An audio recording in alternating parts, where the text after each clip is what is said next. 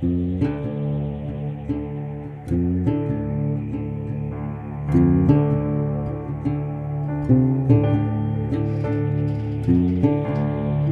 guys, welcome to Layman's Terms Podcast, the place where we talk about really big topics using the smallest words possible. I'm Danny the bartender. And I'm Tommy the trash man. And together we're just two guys trying to explain the ever-changing world around us the only way that we know how. And today we're going to kind of pick up where we left off and move into some new craziness. I think the last time we were on, we were discussing whether 2021 was going to be any better than 2020. Tom, how do you think that's working out so far? Well, I mentioned that, we were kind of on the buckle in and hold on to that roller coaster. I think we're still getting to the top. Yeah, it seems like, because you were like, we're like cranking like. Maybe we went over the first little loop and now we're just getting up to the top of that big old, the big one, the big drop. Yeah, there was a couple little, like a mini loop, maybe a couple. Yeah. Look, Tiger King. Ooh. Yeah, but now we're like at the top, like we're kind of like all fucking holding each other's hands, like, oh shit. You know why that's actually a perfect example is because, and you don't even know, is the ride over? Like, you ever be on a ride where you're like, I think it's going to be over. I think this is it. I think this might be the end. Maybe we're just backing up and going to move on in, and then they release you. Yeah, I don't know, man. All I know is like my stomach keeps turning like. Yeah, I don't want the picture when I get off either. No, yeah, because we already, this podcast, we already look horrible. So, no, we're good. Yeah. So as soon as people heard the podcast, like we already got the stank face going on. You know what I mean? Yeah.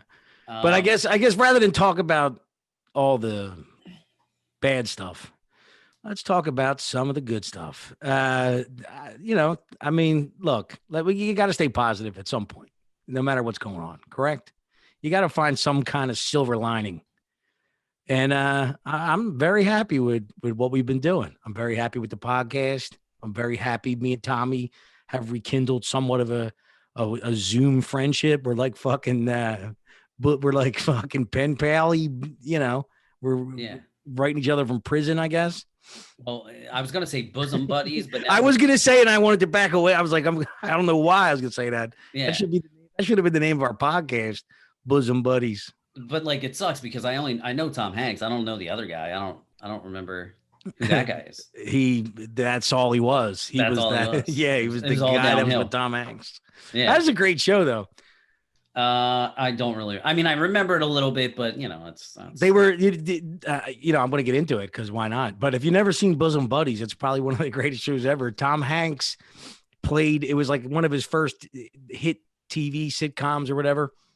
And they were two guys that went to get an apartment in New York with controlled rent, and it was for females only. And so him and his buddy decided that they would act like they were females for the cheap rent, and then the calamity ensued. Well, when you think about it now, it would be perfect. That was extremely progressive. Oh my God. This was like, I don't even know if it was the 80s. I'm pretty sure it was like early 80s. Yeah, it was the early 80s. So realistically now watching it, like back then it was like funny. It was like a comedy, but now it's like a social experiment. Well, that's even what I think even about like, what's the other one? Three's Company. There was some kind of angle to that. Like he had to act, I think he had to act like he was gay. Did he? I'm pretty sure. Remember every time the dude came in, he had to hide the girls all the time in front of the landlord. That was what the whole show was about. He was supposed to be living there with the two girls, but there was like something never really discussed. And so anytime the landlord came in, like the whole comedy was that there was always 5 or 10 minutes where he had to like hide a chick in the kitchen or something. Remember that was his thing. He would go in and out of the kitchen, keep him in here. Yeah, but like I don't remember there was like a gay element to that, but I don't know. But I mean that was another great show. But that's how but I could be very wrong too. But I think back in the day, that's what they did. They just hid the gay. They weren't all, you know what I mean? It was like they hid the gay in the closet. Look at Liberace or Boy George or Elton John. You knew they were gay and you said they were gay, and then 15 years later, you found out they were gay, and you went, "What?" Yeah, but I don't think Boy George was hiding it, was he? This is what I'm trying to say. He wasn't. You know, it was the 80s. It was like I'm pretty sure he's gay. Like now, George Michael was absolutely hiding it. Yeah, rest stop, George. Yeah, but like boy George, though. No. This is what listen again. I could be very wrong, but I could probably say that about everything I say. But but what I'll say is, from my understanding of it, that's what I mean. It was like they're gay, but as long as you don't say you're gay and people think you're gay, but they don't actually think you're gay. It was weird. So was A-okay? Yeah. Like, I don't know how we missed George like that. I think George Michael, is it George Michael? He was a shock because like every fucking single mother in the United States had a fucking heart attack when they found out he was gay. Well, he was a really good looking guy. Yeah, he was good looking when he got older too. Yeah, like he was a handsome gentleman. Yeah, I'd give him the old cocktail wiener. Yeah, and I mean, I think it was Freedom, with all the models. I won't let you down, Freedom. Yeah, with all the hot, like it was every single hot model at the time. Yeah, but if you actually remember looking at the video, it was his ass in jeans the whole time, and my mom was like, "Oh, I like this." He's so sexy, that sexy beard. Yeah, I won't let you down, Freedom. I think my mom had a big crush on him too. But I mean, you know, before that, you know, in Wham, it was kind of like he was giving us some hints. But when he came out as solo, dude, they were all giving hints. They were all giving hints. There's only two things we talk about: politics and gay stuff. Well, and you know how to size gay guys. You know how to size them up all day long. Yeah, so that's what I mean. Like you should have been really your spidey senses should have been. He had to be hung. He was juicing up. You probably could see it in them white bugle boys, them white stonewashed bugle boys with a big sausage sticking out the side. Anyway, that's what I remember of George Michael. And rest stops. And rest stops. Yeah. Speaking of freedom, Tom. That was a good, speaking of freedom, what's happening to freedom? This is a very slippery slope. Yeah, maybe, I don't know if we want to go right down this avenue, but I mean, this is like you're at the top of the roller coaster now, and now we're about to fucking drop. And you're wondering, here's the weirdest part about it is that I don't know if everybody understands what's going on because it's only certain people experiencing this. And if you explained it to somebody, they would just assume that it's somebody spreading bullshit. Yeah. So, I don't know. I mean, before we even get into that, this is a new year. And I know that, starting out this podcast, like I kind of mentioned how we even got, we got on this ride. I kind of reached out to you and mentioned like, dude, you should do a podcast. Not knowing that you'd be like, all right, like when do you want to do it? Because I just thought, you're a funny guy. Like you're entertaining. I think every time you say that, people are like, yeah, right. Yeah, yeah, sure. I've listened to 48 hours of this guy. He hasn't made me laugh once. It's debatable. But more so than me. I mean, I'm kind of like, if you were going to compare like what we are as far as a tag team, it would kind of be like Dr. Drew and Adam Carolla. You know what I mean? Like, yeah, I think you're funnier than you think, though. But maybe so is Adam Carolla. I mean, maybe Dr. Drew is as well. And by no means am I saying I'm Dr. Drew as far as, but the seriousness, and I take things a little bit more deeper, and I don't know. But, and I'm nowhere near as handsome as Adam Carolla. Yeah, I don't know. I mean, I never thought it was a joke, Tom. It was a joke. Yeah. You see what I mean? Yeah, like I never thought of him as like a hunk. You know what I mean? He certainly wasn't a Hollywood hunk, but Adam, whatever.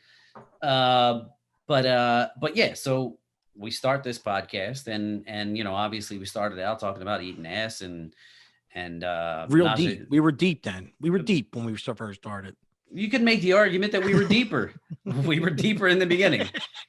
So yeah, and then we talked about Menage a Trois or whatever the hell. What was Marcy? She's in that. She was a monopolistic polyamonisky. She was a polyamory. Yes, polyamory. I'm saying polygamous monopoly. Yeah. Polyamory means you have a lot of sex with a lot of people, but you act like somehow you're in a relationship. Yeah, and you're living your best life out there. Yeah. And which I'm very jealous of because I'm not having any of that right Yeah, now. they should call that like having your cake and eat it too. Yeah, yeah. That should be they should rename polygamy Yeah. or polyamory to having your cake and eat it too. Yeah, that's great. Um, and from there it just we kind of went on this like little downward spiral. I don't even know if it's necessarily downward spiral, but But I've we had loved the whole process. yeah, 100%. Like when I think back to when we started, first off, I was scared shitless. yeah. So was I. It's so weird.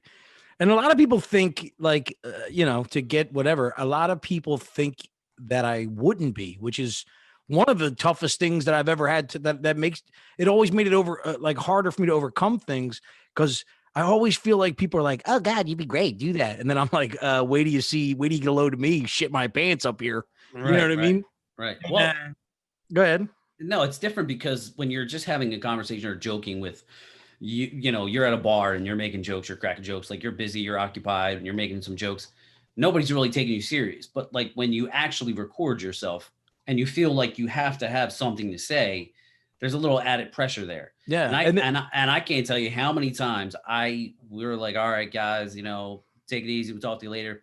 And I'm laying in bed and I'm like, fuck, I can't believe I said this. I said this wrong. I should have said this. So like I'm constantly in my head, which makes it a little bit complicated as well. I think the hardest part that people wouldn't understand is like when I'm bartending, I'm just talking shit. Like I would never engage with somebody where I would go deep. And when I talk with my friends, I like to go deep. But when you go deep and you're actually trying to talk about like an inner feeling that you can't discuss or how you feel, and you're not entertaining. You're just really trying to have this. There you go. Like I'm doing it right now. Like it's not just like, hey, hi, I know something to say, funny, blah, blah, blah, blah, blah. It's like I'm opening up to somebody, and I don't do that with everybody. You know what I mean?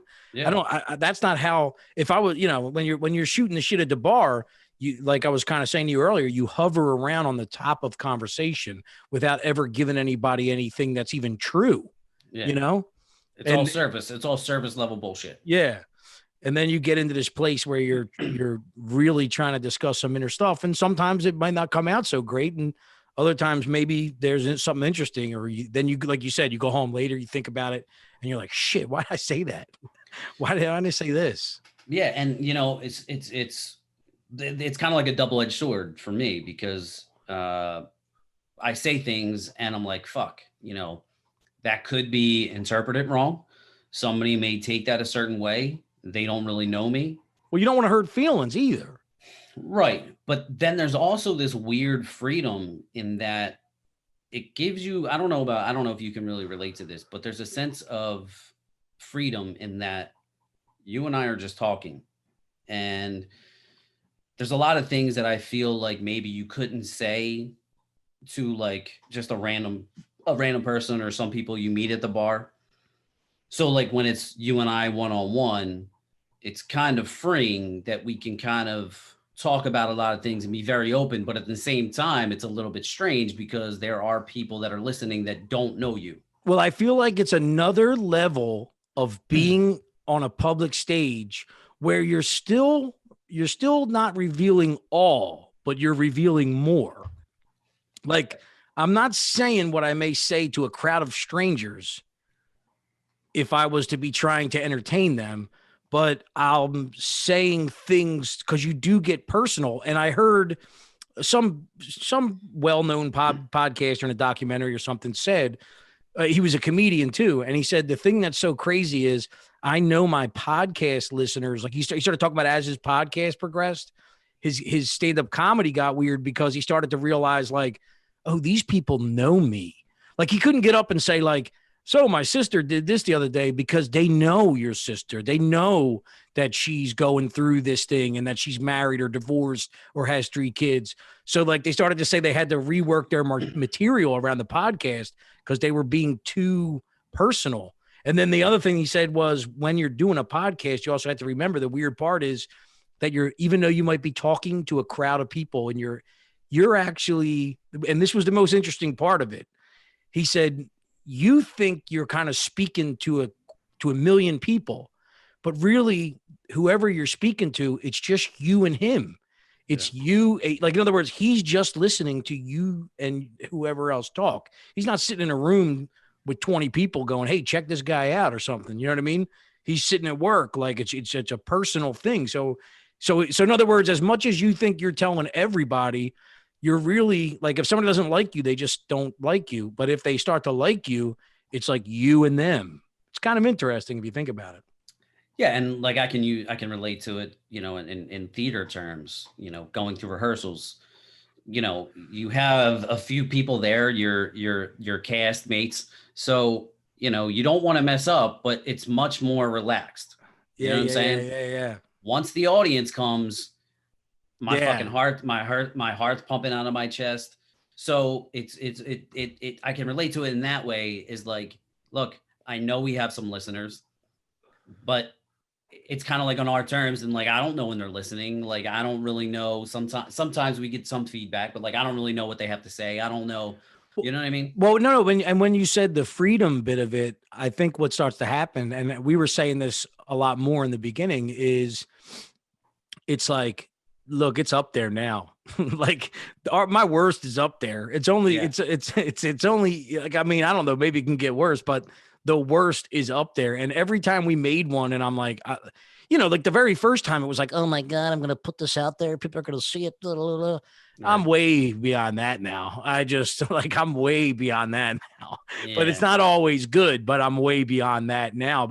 And so I feel like every time we do one, I think it's the same thing as like every time you do one, you kind of face a fear. It's like you tell a secret and it's out there now. And it's like, well, now it's out there and it's on the books and you're free of that, Yeah. It's like, taking a girl home, and then, once you got her naked in the bed, and then you whip your dick out, and like, okay, once he's out, it's like, look, it might not be much to look at, but like, we came here to do this. Like, you're either going to do it or not. You know what I mean? That's it. Yeah. I call it the got you dick. Yeah. And like most chicks got you now. Like, it's up to you.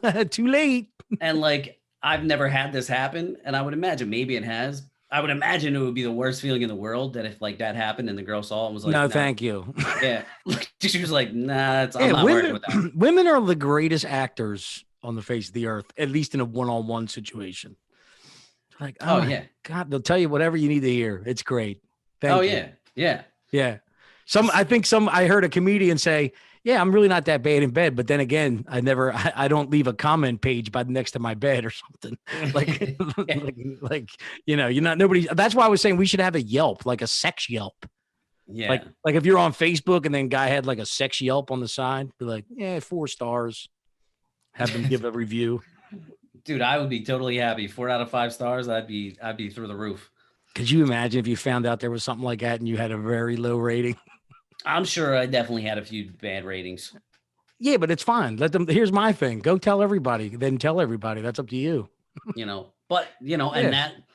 Well, I have a theory. Listen, I really, you're reminding me of something. I haven't been single in a long time. So, my thing used to be, and I'm going to talk about revealing secrets. Here goes a secret for you that I'm going to reveal. It's a hot take. This is good though. I think it's a very good theory. If you are having sex with somebody that you don't want them to talk about you afterwards, you don't want them to talk about it. Maybe you don't want it. You just don't want the person to go, when you meet somebody and you mess with them and then you're too good at it or something. And the next day they're like fucking puppy dog eyeing you and shit. And they want to, you ever have somebody tell your business and you're like, what the fuck you tell my business for? For whatever reason. Right. Okay. Everybody does it. Girls fuck guys. They don't want people to know they fucked and everything else. You gotta do the dirtiest, wildest shit with that person. Stick your fist up her ass. Do anything crazy. Because what happens is then they don't want to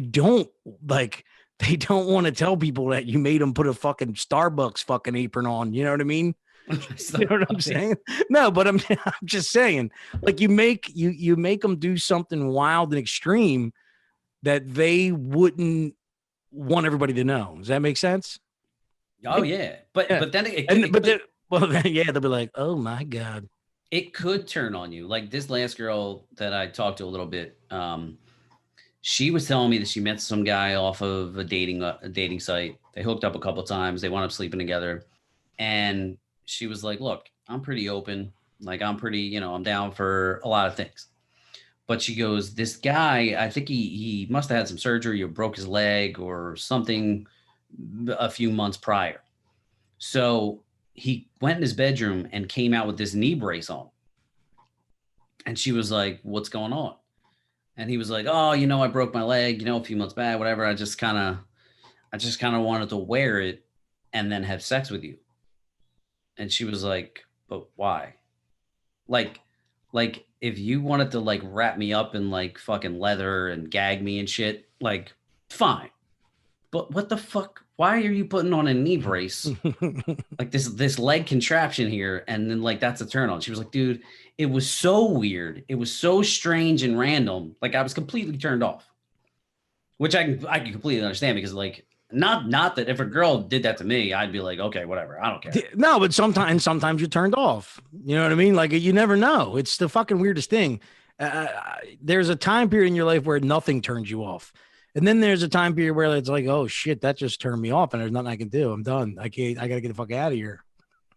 Yeah, I mean I've never well except maybe the choking thing like we discussed before. Well, it starts to get weird. It starts to get like awkward and uncomfortable. And you're like, the word, dude, I've been with girls where I'm laughing, like in the back of my mind, I'm laughing. I had this girl come over to my house once and she had a fucking, she was from Boston and I'm not, no bullshit. She had a fucking, what do they call them things on the slut tattoos? The tramp stamp. Oh yeah. Her tramp stamp was a fighting Irish fucking guy. Oh really? So I'm behind her and it's like, Yeah. fighting Irish. And I just couldn't. I'm like back there. I'm like, oh my god. But like, did you like lose it? Like, are you focusing on that and then you lose it? Like, Well, you start putting your head up in the air and stuff. You're like, think of anything else. But the funny part about it is, like, I'm sitting there. I got all this stuff. This is what I don't like about these kind of things where you say that kind of stuff is because, for all I know, she was going like, oh my god, will this guy fucking stop? Oh yeah. And that's why, I think it's a very like, hey, let's keep this between us. No Yelp reviews, please. Yeah, don't leave me a Yelper. Oh, dude, I've done some dumbass stuff like when it comes to that kind of stuff where, but it's dude, I used to, whatever. Let's get off of this topic. It's too much sex. Too much sex. Yeah, I'm gonna fuck. My girlfriend's gonna be like, "Oh, well, done your last podcast. Let me check it out." I'm like, "Oh, no, you got deleted."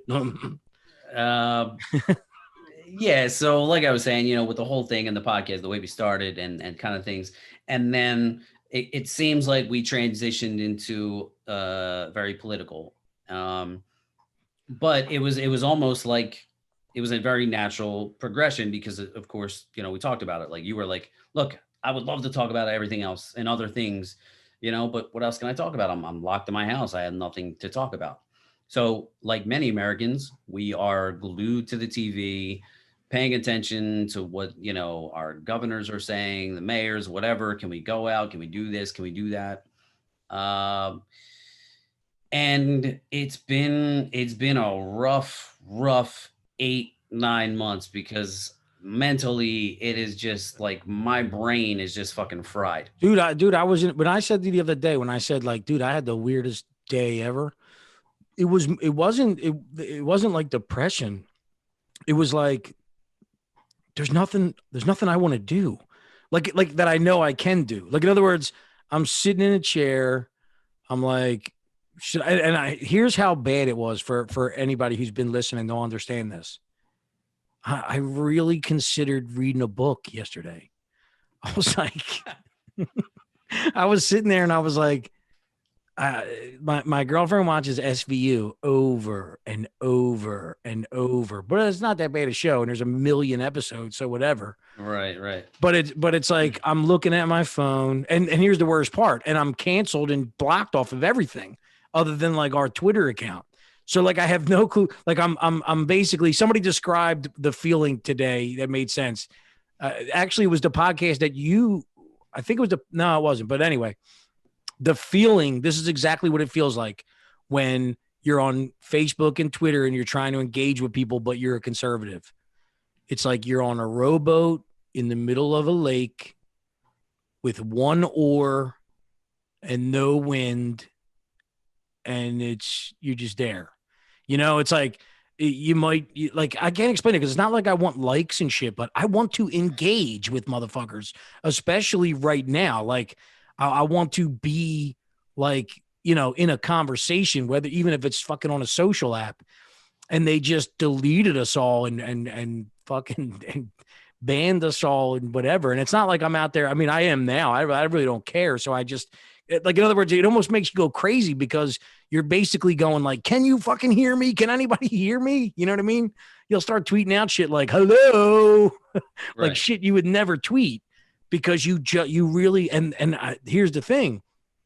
I could deal with that before because it's like, whatever. And then you go on your personal shit and then you, whatever. But it's like, when you go on your personal shit, all you're seeing as well. They like, in other words, if Facebook's doing it too. Like my Donald stuff page had, I have 8,000 followers. I put a post up yesterday. After 3 days went by, it was seen by 14 people, which means they only showed it to 14 people, but none of them engaged with it. But it's like, 2 months ago, I could post, what's up, guys, and get fucking 1,000 comments, Right. So it's like they just completely took that from me. But like I said, 3 years ago or 2 years ago or 6 months ago, it was like, and then you just go to work. You know what I mean? Right. But now what I think happened was I'm sitting there and I'm like looking at my phone for no reason because it's not like I'm looking at shit that I want to look at even. I'm literally looking like I don't have a like, don't have a comment, don't have a tweet, don't want to watch TV. And then my brain went into a really weird place and it was like, there's a book over there. But I think I am going to read a book. I think I said, I'm going to have to, because I'm so bored. That's crazy to think about. And I'm really sorry, everyone, that I would turn on our audience like that. But I think I'm going to read a book. Yeah. Well, you know what? And it's crazy to think that, a trash man and a bartender, I mean, the deplorables, that we're uneducated, we're the bottom of the barrel. What do we have to say? So why would our voices really need to be censored? Yeah, maybe I just actually solidified why I'm not allowed on the internet. Yeah. So again, we kind of like took this turn, and I know a lot of the podcasts, we've kind of like go back and you listen and I'm like, I don't know. I don't know if you should have said that, or I don't know how that's going to be perceived and all these things. And I think at the end of the day, once we started touching on those topics, I feel like it's because, look, there's this new censorship that just kind of took place. That's one thing. But there has been this element of, it's a weird dynamic. Like certain people can't say certain things and you feel like you're walking on eggshells with cancel culture. So you're always second guessing yourself, even though you're like, hey, like I'm a good person. Like I don't mean any hate or I don't mean any ill will towards somebody. I have questions and I have concerns. Well, it's like with me, it's like I felt and still feel like I'm not allowed to share my frustration for my situation without offending someone or being like, in other words, I can't say like, Jesus, like if I went on my Facebook right now and said, Jesus Christ, can we just open up already? Yeah. You know what I mean? Yeah. And so I would get blasted. Oh, what, you don't care about people? No, motherfucker, I do care about people. I want to open up. But this goes into the double think shit, the weird part. And I don't want to get political, but it's just a perfect example to show you.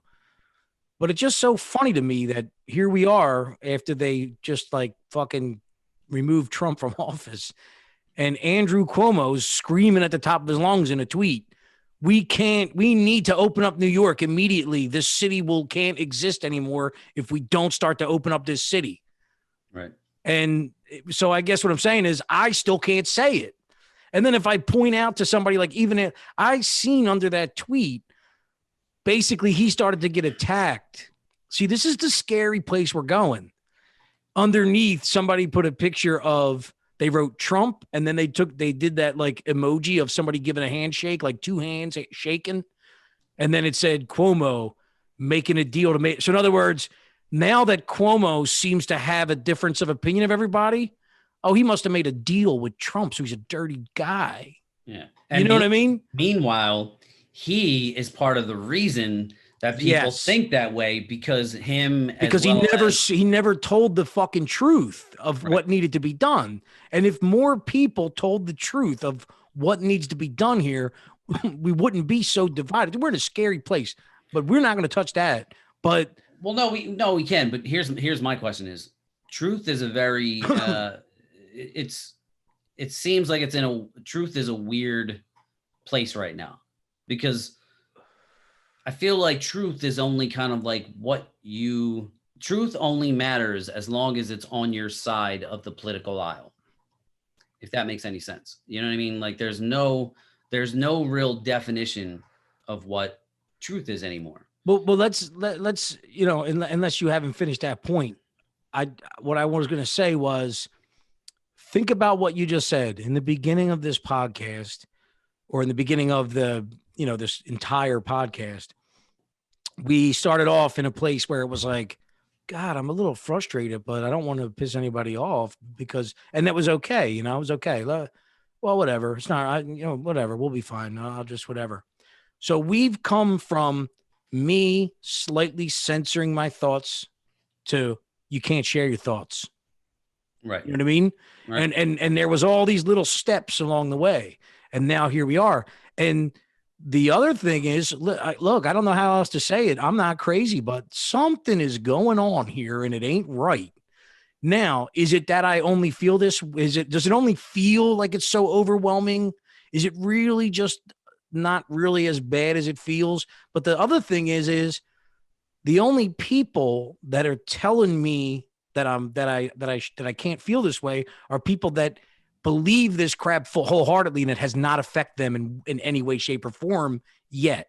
These are people that are working from home. They think everybody should wear a mask. They have a Twitter account. They post a picture of a cat. And then somebody says, hey, man, this crazy guy got kicked off of Twitter. Oh, did you hear they're kicking all the crazy? And they think, good. And now we've gotten into a place where I'm reading tweets that are like, we need to put Trump supporters in camps and cleanse them and re-educate them. Right. I mean, what the fuck? Now, if I tweeted out, we need to start putting woke people in re-ed. And here's the thing. Somebody could say, well, you shouldn't say that, whatever. What if a crazy far-right group just took over all houses of the fucking whatever, and then you saw a tweet from a far-right guy who had 100,000 followers who was like, I think it's time we start rounding up these people. You'd shit your pants. Well, so here's the thing. When we talk about truth, I just was listening. I haven't finished the episode of the Joe Rogan episode. He has the guy, Dr. Carl Hart, who is a professor. He's an expert in the fields of neuropsychopharmacology and behavioral neuroscience. He just wrote a book, Drug Use for Grown-Ups, Chasing Liberty in the Land of Fear. Now, I haven't listened to the whole episode yet, but essentially he is an advocate for adult use of drugs. Now, his argument is, obviously there's a lot of people that have lost people to drug overdoses. It's ruined families, lives, relationships, all these things. His thing is, there is the machine behind the negative, basically drugs have a bad PR, you know what I mean? And that he's like, listen, I use heroin, like as like a good time. He's like, I don't shoot, but like I'll snort some heroin and I have these deep emotional conversations with my partner. And he's like, I use cocaine, all the different things. Now, I don't know that he does it every single day. It's occasional, it's whatever, because Joe Rogan's an advocate for psychedelics. And there have been some states cities that have kind of have yeah, some, Oregon. yeah, they've had some, they've deregulated psychedelics. And there have been a lot of studies recently about psychedelics and how they can help with depression. So my thing is, because he said, he's like, look, when you turn on Hollywood, when you watch movies, when you listen to stories, all these things, you hear bad stories about drug use, and some are obviously, warranted. But he's like, the problem is there's a lot of things going on that you don't know, as far as, when you buy drugs in America, they're cut down, they're cut with a lot of different things. Whereas like if you go to other countries where drug use is, I guess, a little bit maybe acceptable, they're more pure, so they're less harmful for you. As well as, like he was saying about antihistamines. He's like, there's a lot of issues with people that take antihistamines and drug use. Like I guess the effect, somehow they counteract, whatever. Um, Now, this is probably people that are listening to this. Maybe they know somebody that died of a heroin overdose, whatever the case may be. Me, This is this. my dad. Yeah, I mean, this is a very controversial Yeah. topic. You know what I mean? Like, this is probably something that most people would say, this is fucking crazy. Well, here goes something that I'll say that goes in what you're saying about with my dad. I remember somebody explaining to me and I forget how it came about. I don't know if it was about his skin or something. Maybe somebody said he looked young when he died or something, Yeah. or blah blah blah. And like somebody who, it wasn't like just a buddy said it. It was like a doctor or something said, well, a lot of heroin addicts, they're like, as fucked up as this sounds, and hey, again, maybe I'm wrong, but it does something to your skin. So maybe not in everybody's case. I mean, I'm sure people living on the street, fucking whatever else, or maybe like you said, there's all other kinds of shit in it. But I think technically heroin actually, for all the things it has bad, it has something to do with like stopping your skin from wrinkling or something. Yeah, I mean, those are obviously things what I'm just saying is, even though it's a bad drug, there, and even if I'm wrong in what I just said, but I'm pretty sure I'm right in to say that the baddest of drugs probably has some good things. You know what I mean? Well, and from listening to what he had to say, I mean, so he did get a little bit political in the very beginning, and then he kind of transitioned to drug use. And as you should. Yeah. So and his thing was, in particular with Trump, he was like, I just don't. He goes, look, I understand. People feel a certain type of way. He goes, but I'm somebody that really cares about people. And he goes, to me, he's just a mean spirited individual. So he goes, I have very close friends of mine that are Trump supporters, and I just can't relate, only because I just view him as just this individual that just is just a mean-spirited person. He goes, outside of, the policy things. So he was like, and this is where, I guess his drug use and things like that come into play. Now he's not talking about overindulging, like abusing drugs. It seems as though it's, he's done studies, clinical studies with drug use. So it seems as though it's more coming from a recreational place. Well, also think about what's going on in your head right now. You're like, in other words, we were talking about alcohol. You talk about however you want. Well, that's the thing. He was like, I don't drink alcohol, and I don't even do caffeine. But I guess what I'm saying is, you are censoring yourself in the way you talk about drugs because you don't want to look a certain way. But basically, the only reason why you feel that way is because it's bad and people die from it. Like, you don't feel that alcohol is bad, people die from it, but it's like, yeah, but we've decided that that's okay to talk about any which way you want. Right. So, I mean, I'm just kind of reiterating what I think your point is. Yeah. And he even said, he goes, dude, like, because he said he was 53.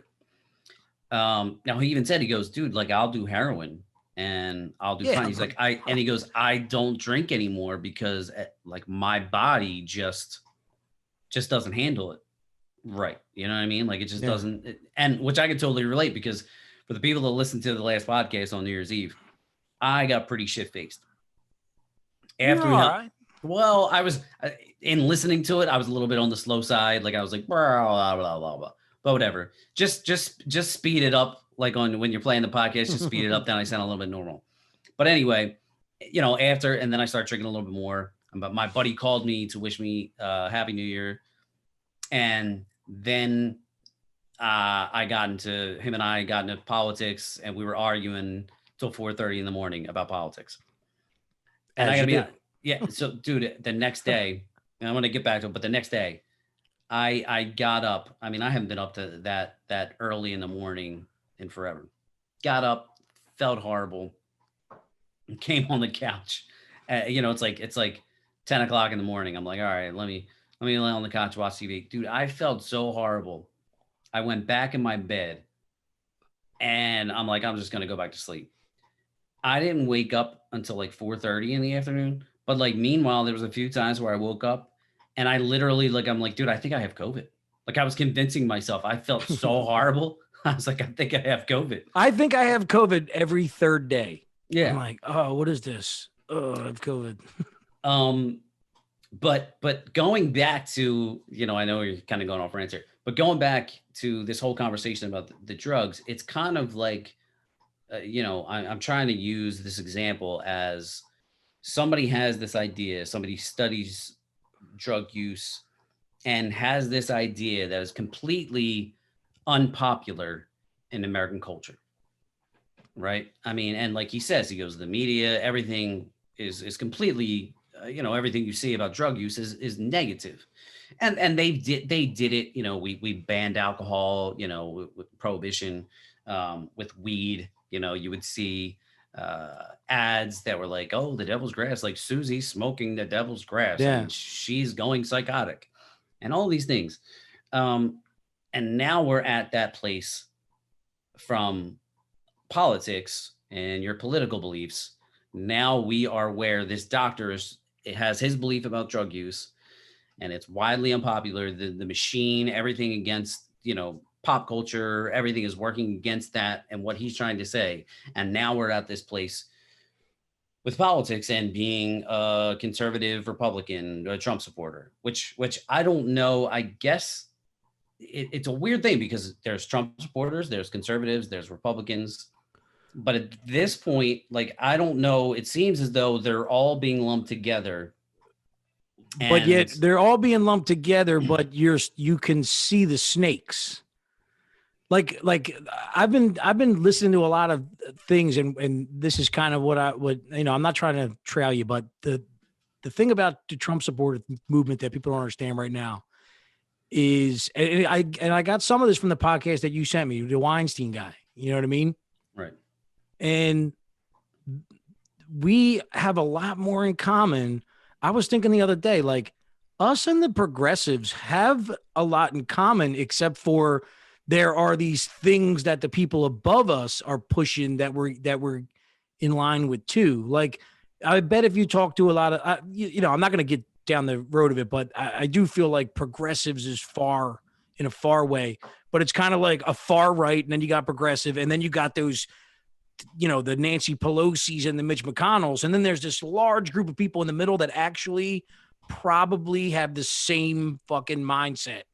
And they just somehow ended up on a certain side. But what we don't realize is Mitch McConnell does not represent me. And Nancy Pelosi doesn't give a fuck about some of them people too, Right. and they call it like the populist movement.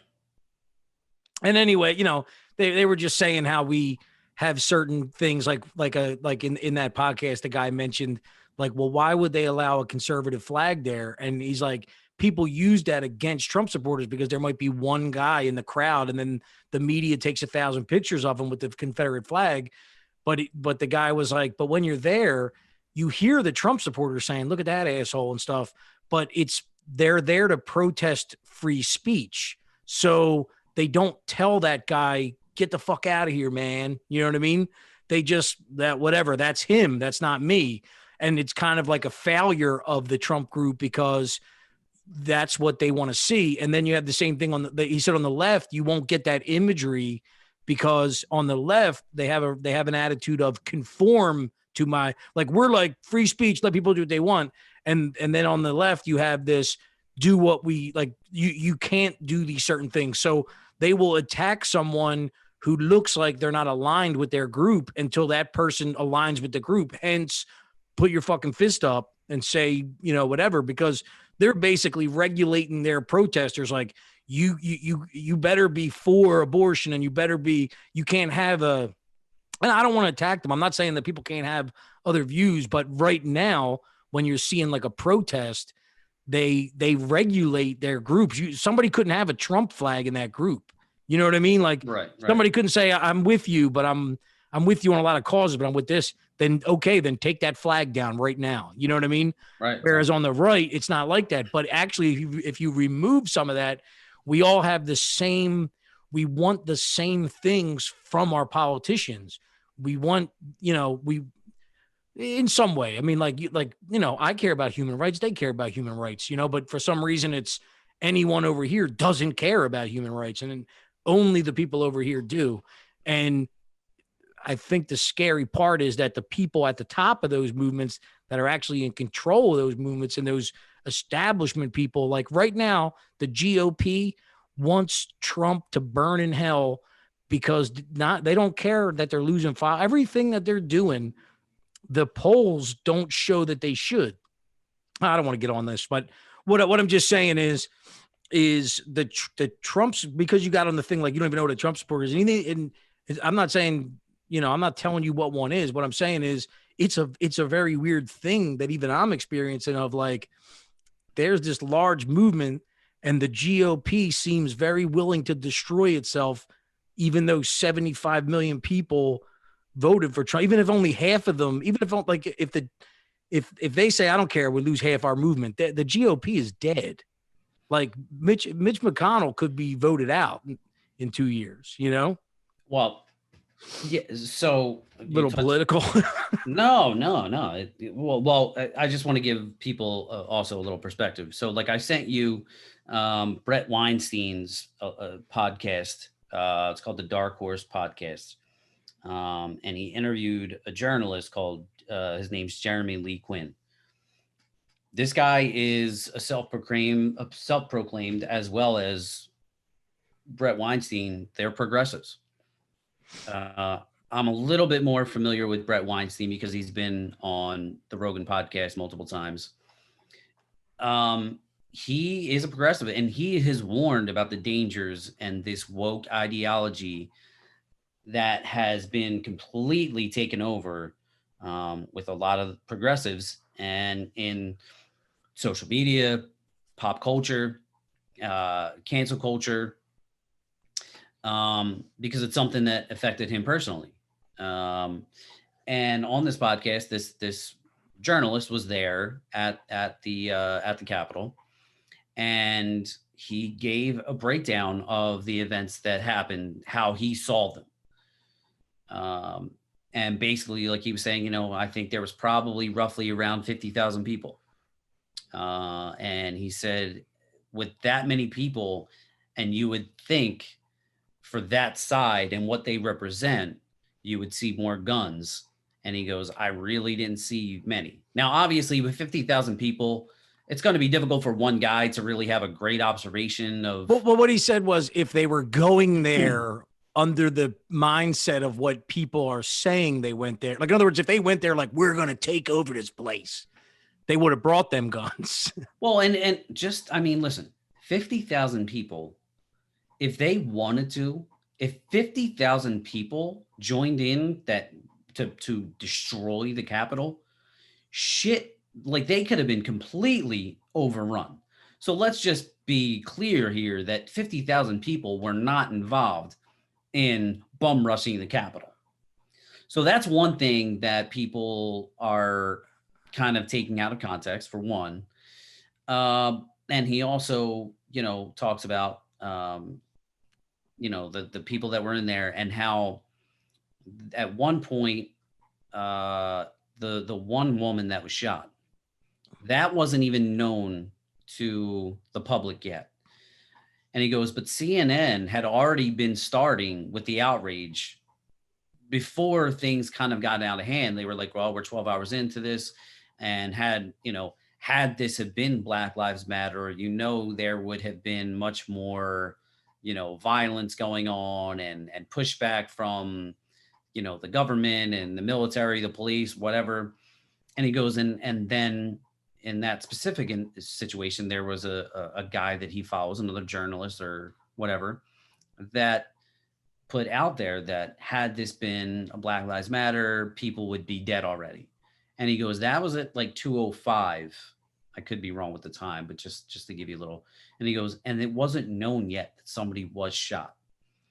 And then he said, and also, he goes, I want to talk about the picture that was CNN posted and was floating all over the place, that was saying, well, listen, here's the armed forces guarding the Capitol back in May when in DC. Yeah, they showed an older picture, right? So that picture was, yes, from when, it was the riots were going on in May. And he said, just to give you perspective on that, he said there were riots that were going on in Washington for 4 or 5 days at that time. Then a few days prior to that picture, the White House was in fear of being overrun. And that's when apparently Trump bunkered in, wherever they have a bunker in the White House. And people were mocking him for doing so, And he goes, that's how bad it was. And he goes, so to take that picture and to use that and say, had this been Black Lives Matter, it would be different.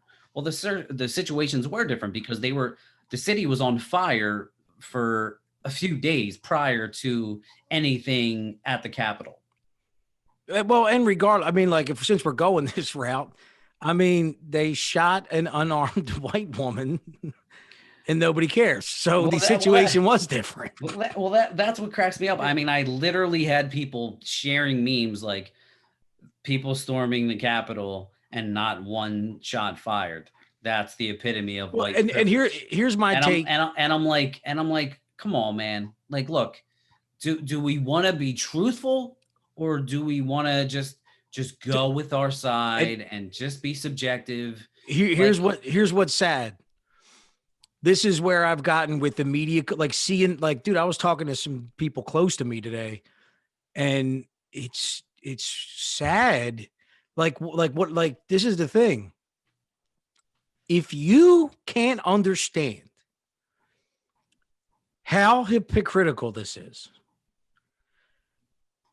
now don't attack me like I'm trying to defend something. Here's my defense. I never defended. Like, this is where I feel vindicated in my own head, where I'm done explaining myself. I told you why people can die when they're unarmed.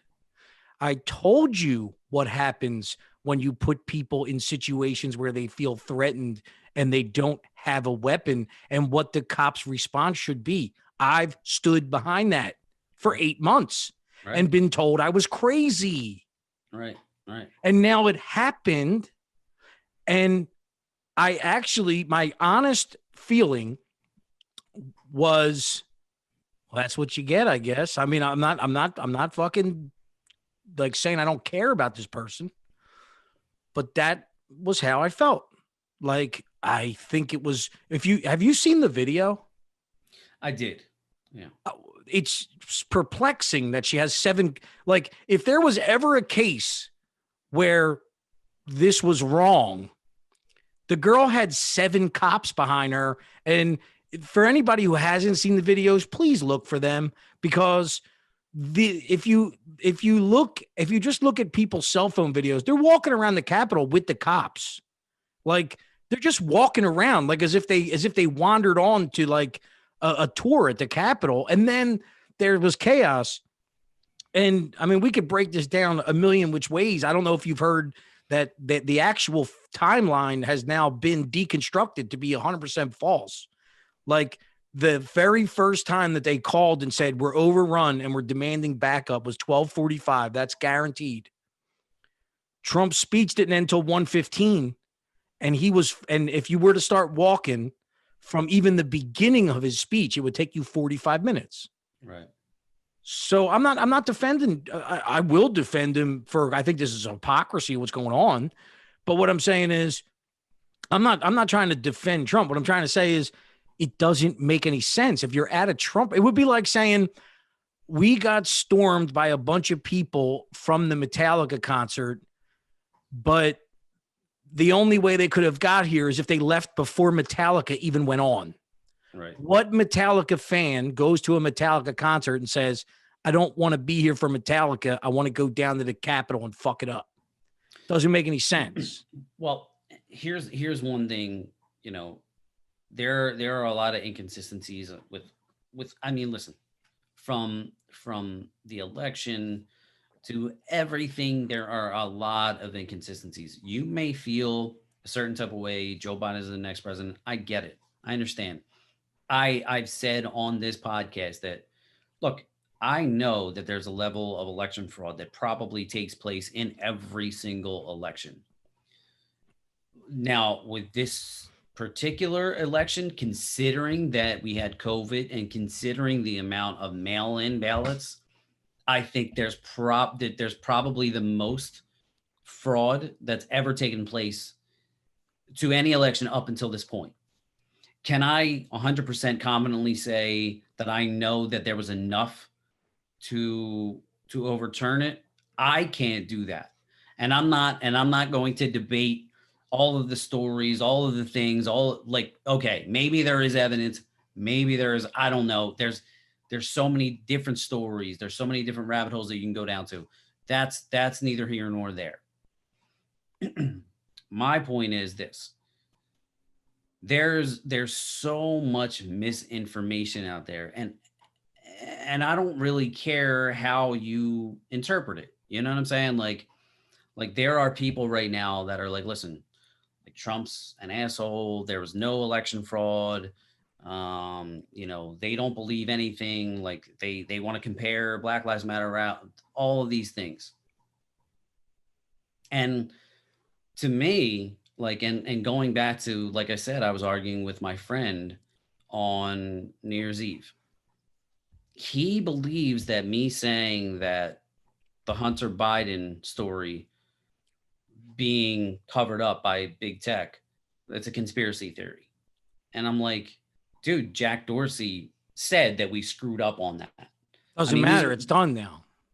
You know what I'm saying? So like, you can go and look it up. Like he said that. So my thing is, when it comes, when it all boils down to like the relation, relations when it comes to race, whenever it comes to Republicans and Democrats, is this: you might be pro-life, pro-choice, free healthcare for all, maybe single payer, whatever the case may be. But if we don't get to a point where we can see inconsistencies in either politicians, whether they be Republican or Democrats, if we can't, even though we belong to that tribe, if you can't look at things right for what they are and say, this doesn't make sense, in fear of being canceled or in fear of not being accepted by, then we're fucked. Well, here's the scariest part to me. Okay. If you can't say to your friend in a private setting, dude, I understand what happened at the Capitol was wrong, but can you not see how it was nowhere near as bad and it's being treated a little bit differently? And if for anything, if you can say it's no different than the riots, well, can you not possibly, like, in other words, you just told me that I can't judge people for a small batch of people when I watched them burning shit down. And so I didn't. I didn't. I didn't want to offend anybody. And now let's just say there's no craziness in what happened. A very, very small group of people did bad things. But to me, if you really want me to break it down, they didn't burn anything. They didn't destroy anything. Like, they broke windows. They went in and it looked like a fucking frat party is all what it looked like. Okay. It didn't look like anybody was, I'm not saying that people weren't in danger just for the mere fact that they went in there, but federal buildings have been taken over in front of my eyes. And what it looked like to me was like, ransack, ha ha ha. Which it also had this feeling too of like when you do something with your friends and your fucking parent grabs you and goes, "What the fuck are you doing, you idiot?" Like I felt this feeling of like, oh shit, I guess they broke into a federal building. But with everything that was going on in the world, I'm not defending it. What I'm just trying to say is if I can't sit with my friend and have them go, yeah, man, I understand. Right now, we're in this world where it's not me. It's not my problem. I got what I want. I don't care. And the media is the left. It's all the left. And so let me just go back to a place where because I when you were talking about what happened in this election, I'm not going to get into detail at all. So I'm not going down a rabbit hole, but I want to ask you this question. Did you say, man, this doesn't seem right when there were people calling for irregularities? Did you not say something's not right? Now me personally, everything about it seems okay, strange. but let's just say you can be proven wrong, right? Just because you feel like something wasn't right doesn't mean that something wasn't right. Exactly. Like just because I felt something was wrong doesn't mean that it is. Yes. But so do you like in other words, when something happens that I can't explain, usually it gets explained to me. Okay. And then I'm like, all right, maybe I see your point. And then when you start explaining to people, if there's still people after it's been explained and you have people on like both sides going, dude, there's no fraud. After it gets explained to you, now, if you want to keep continuing whatever, maybe you're getting carried away. But what actually happened to these people is we seen how you treated us during the riots, how we're not allowed to condemn violence. Then all of a sudden, we also seen how you treated us. And I'm not saying you did it, so we're doing it. Okay. Right. I saw how you did it last time. And now I feel that we had legitimate concerns. I don't care what anybody says, your concerns have not been proven. Have been proven false. And here's the other part. And you got to prove them. And every member of Congress, for no reason at all, was grandstanding. There's a tweet going around right now of Nancy Pelosi's that she said our election was high. This is 6 months after the election. Right. Or this election was hijacked, blah, blah, blah, blah, blah. There's no fucking tweet on, there's no thing on it. So not to go crazy, but what I'm just basically saying is, okay, well, let's ask for somebody to look into it. Okay, now you're not allowed to do that. Okay, well, let's go to court. I don't care what anybody says. Not one of them cases have been to court, and not one of them have been dropped on merit. Not at all. They've been dropped for things like it's too late, it's too early, no remedy. Okay, not one of them have ever said there's no fraud. Yet I look at the media and they just keep saying no fraud. There is not one doubt in my mind. Doesn't mean they're behind the fraud, but there's not one doubt in my mind that no one has investigated any of this crap or proven it wrong, and they don't care. They just want to push it away. So at first it starts as a subtle feeling like, well, maybe there's no fraud, and maybe I start to question, is Trump crazy or something? But then you talk about it, and all of a sudden Twitter's saying you can't talk about it anymore. And now all of a sudden we get a little mad at what's going on, and we go down and we have a rally, and we're being told by people, and me and you had this conversation because it fits so great into right now. Me and you had a conversation where you said, yeah, man, I understand, but I stand with Ben Shapiro on this because this isn't the way to go about it. What it would do to democracy handling it this way would be weird. Now, I disagree. Well, just 1 second. His only thing was he had a legal argument as to why. Like he gave a breakdown of the evidence and how there were certain states where it wasn't accepted and there was legalities behind it. I mean, he is a lawyer, so he knows the legal process. So that's only like he gave a much more in-depth breakdown than I did when I said, yeah, I stand by it. I wasn't trying. No, I wasn't. Tom, I wasn't even saying, I was actually like, my thing was, I think we both, even if we had different views on it, let's say, I think either way, we both thought that this needed another look and we deserved another look. Yes, absolutely. Okay. But being where we were at that moment, for someone to force another look could cause a rumble with the people that have been rioting already. Right. So understanding that, I had more of the take of, fuck it. What does it even matter at this point? If you do it, half the country's mad. If you don't, half the country's mad. And personally, what I'm starting to hate is this feeling of, and I think so is a lot of people, that what's starting to happen is, why do half the people have to put up with the other half of the people want, because they're afraid of what that other half of the people will do, and they know that we're conservative and we won't do those things. Right. And I'm not putting blame on it. I'm not saying like my friends, like, we both have liberal friends. I'm not saying they want to go out and throw bricks, but that's what's been going on with a small group, right? So, well, yeah, because before the election results, businesses were being boarded up in fear of reactions of the election, and it wasn't because of Trump supporters, because after the results, there were no riots. Well, so here's, you're 100% correct. So here's the thing I'm saying. And remember, I'm not trying to prove fraud by what I'm saying. What I'm trying to say is, you got 75 million Americans, and they've done all the polls. Like, it ain't like I'm saying 75 million people voted, but only a handful disagree. And this is the thing that's weird, is none of these media outlets will say, hey, like you'll never see on CNN somebody go, well, don't you think they should be looked in for? They're just telling you like, you're crazy. Go away. No fraud.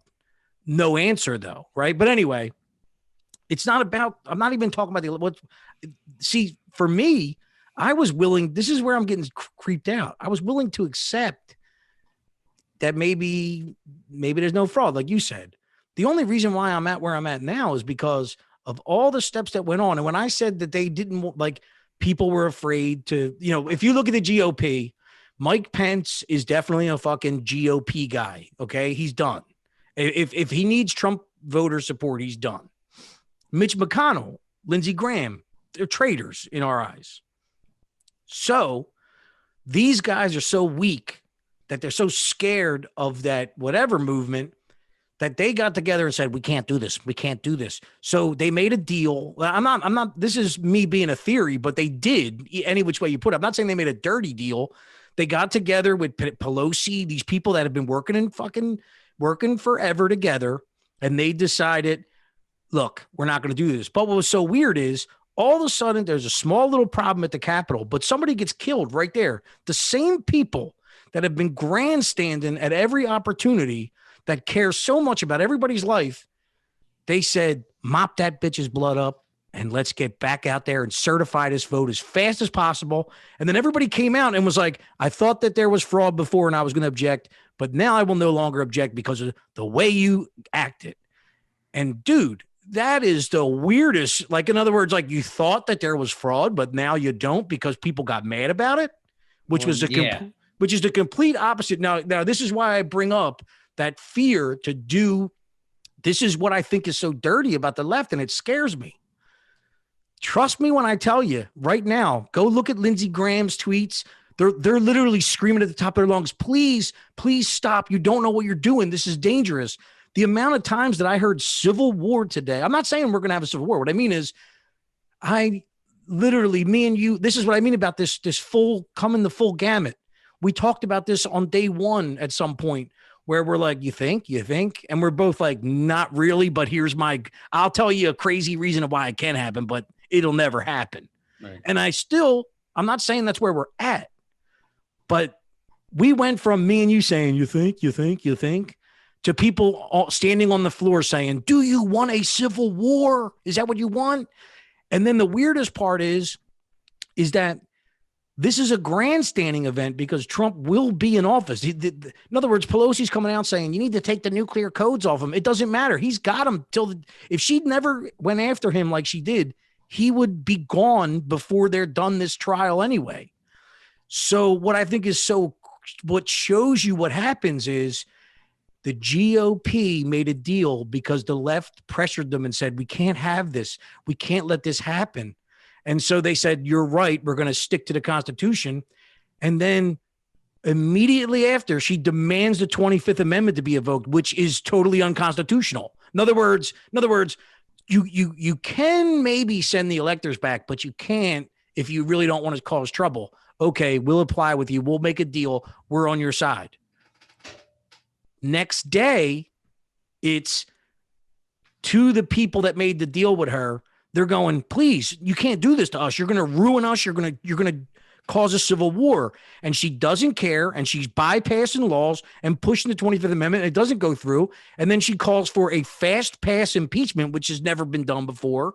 Then they're like, well, it's going to take 2 months if you do this. And she wants it to be shortened. And so in any other impeachment, they're allowed like a 3-week trial. She changed the rules on them and they're like, please stop. And this is the thing.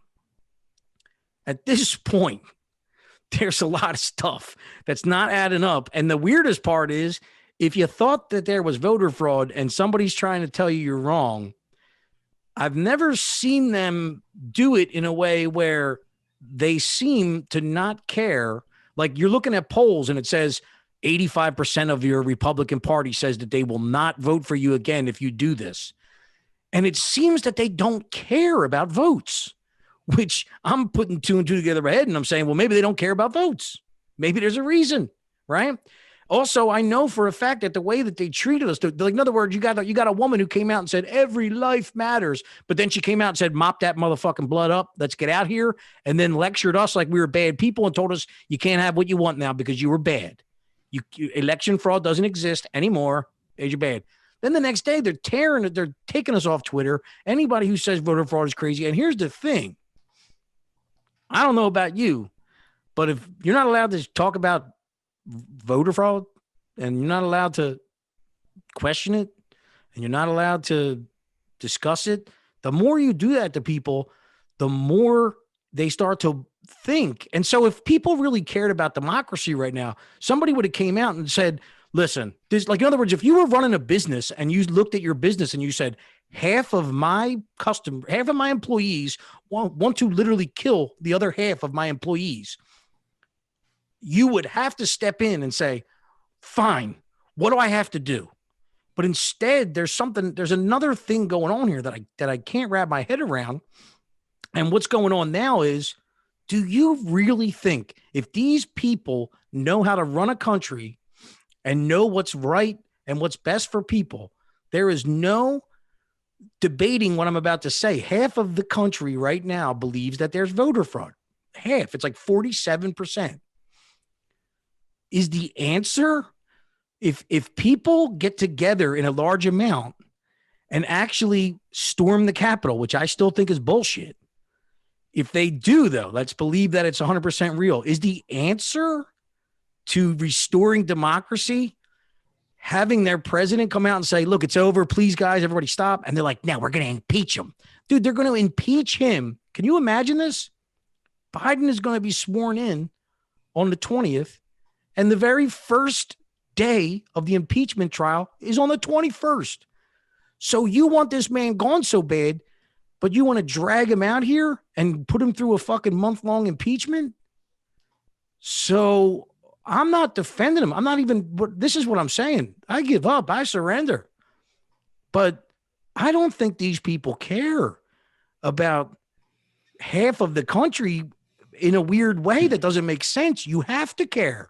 What country do people? That's the problem. That's the biggest problem that I have with the left. And let me rephrase that. The left and the right. These people don't realize who the fuck they work for. They're so drunk off of power, and you've seen that all throughout COVID. You've seen through the lockdowns. You've seen it through these elections. Everything.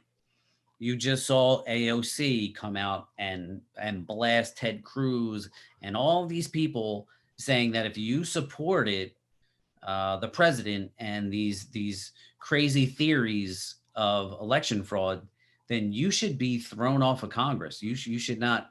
And I'm like, that's not up to you. Tom, they're stripping their funding. They're not allowed to use banks. They were elected by the people. And maybe that's no offense to you. Maybe that's because she's a bartender and she doesn't fucking fully understand how this works. No, didn't I tell you? I tweeted to her the other day. I said, hey, listen, from one bartender to another, please stop with the communism stuff.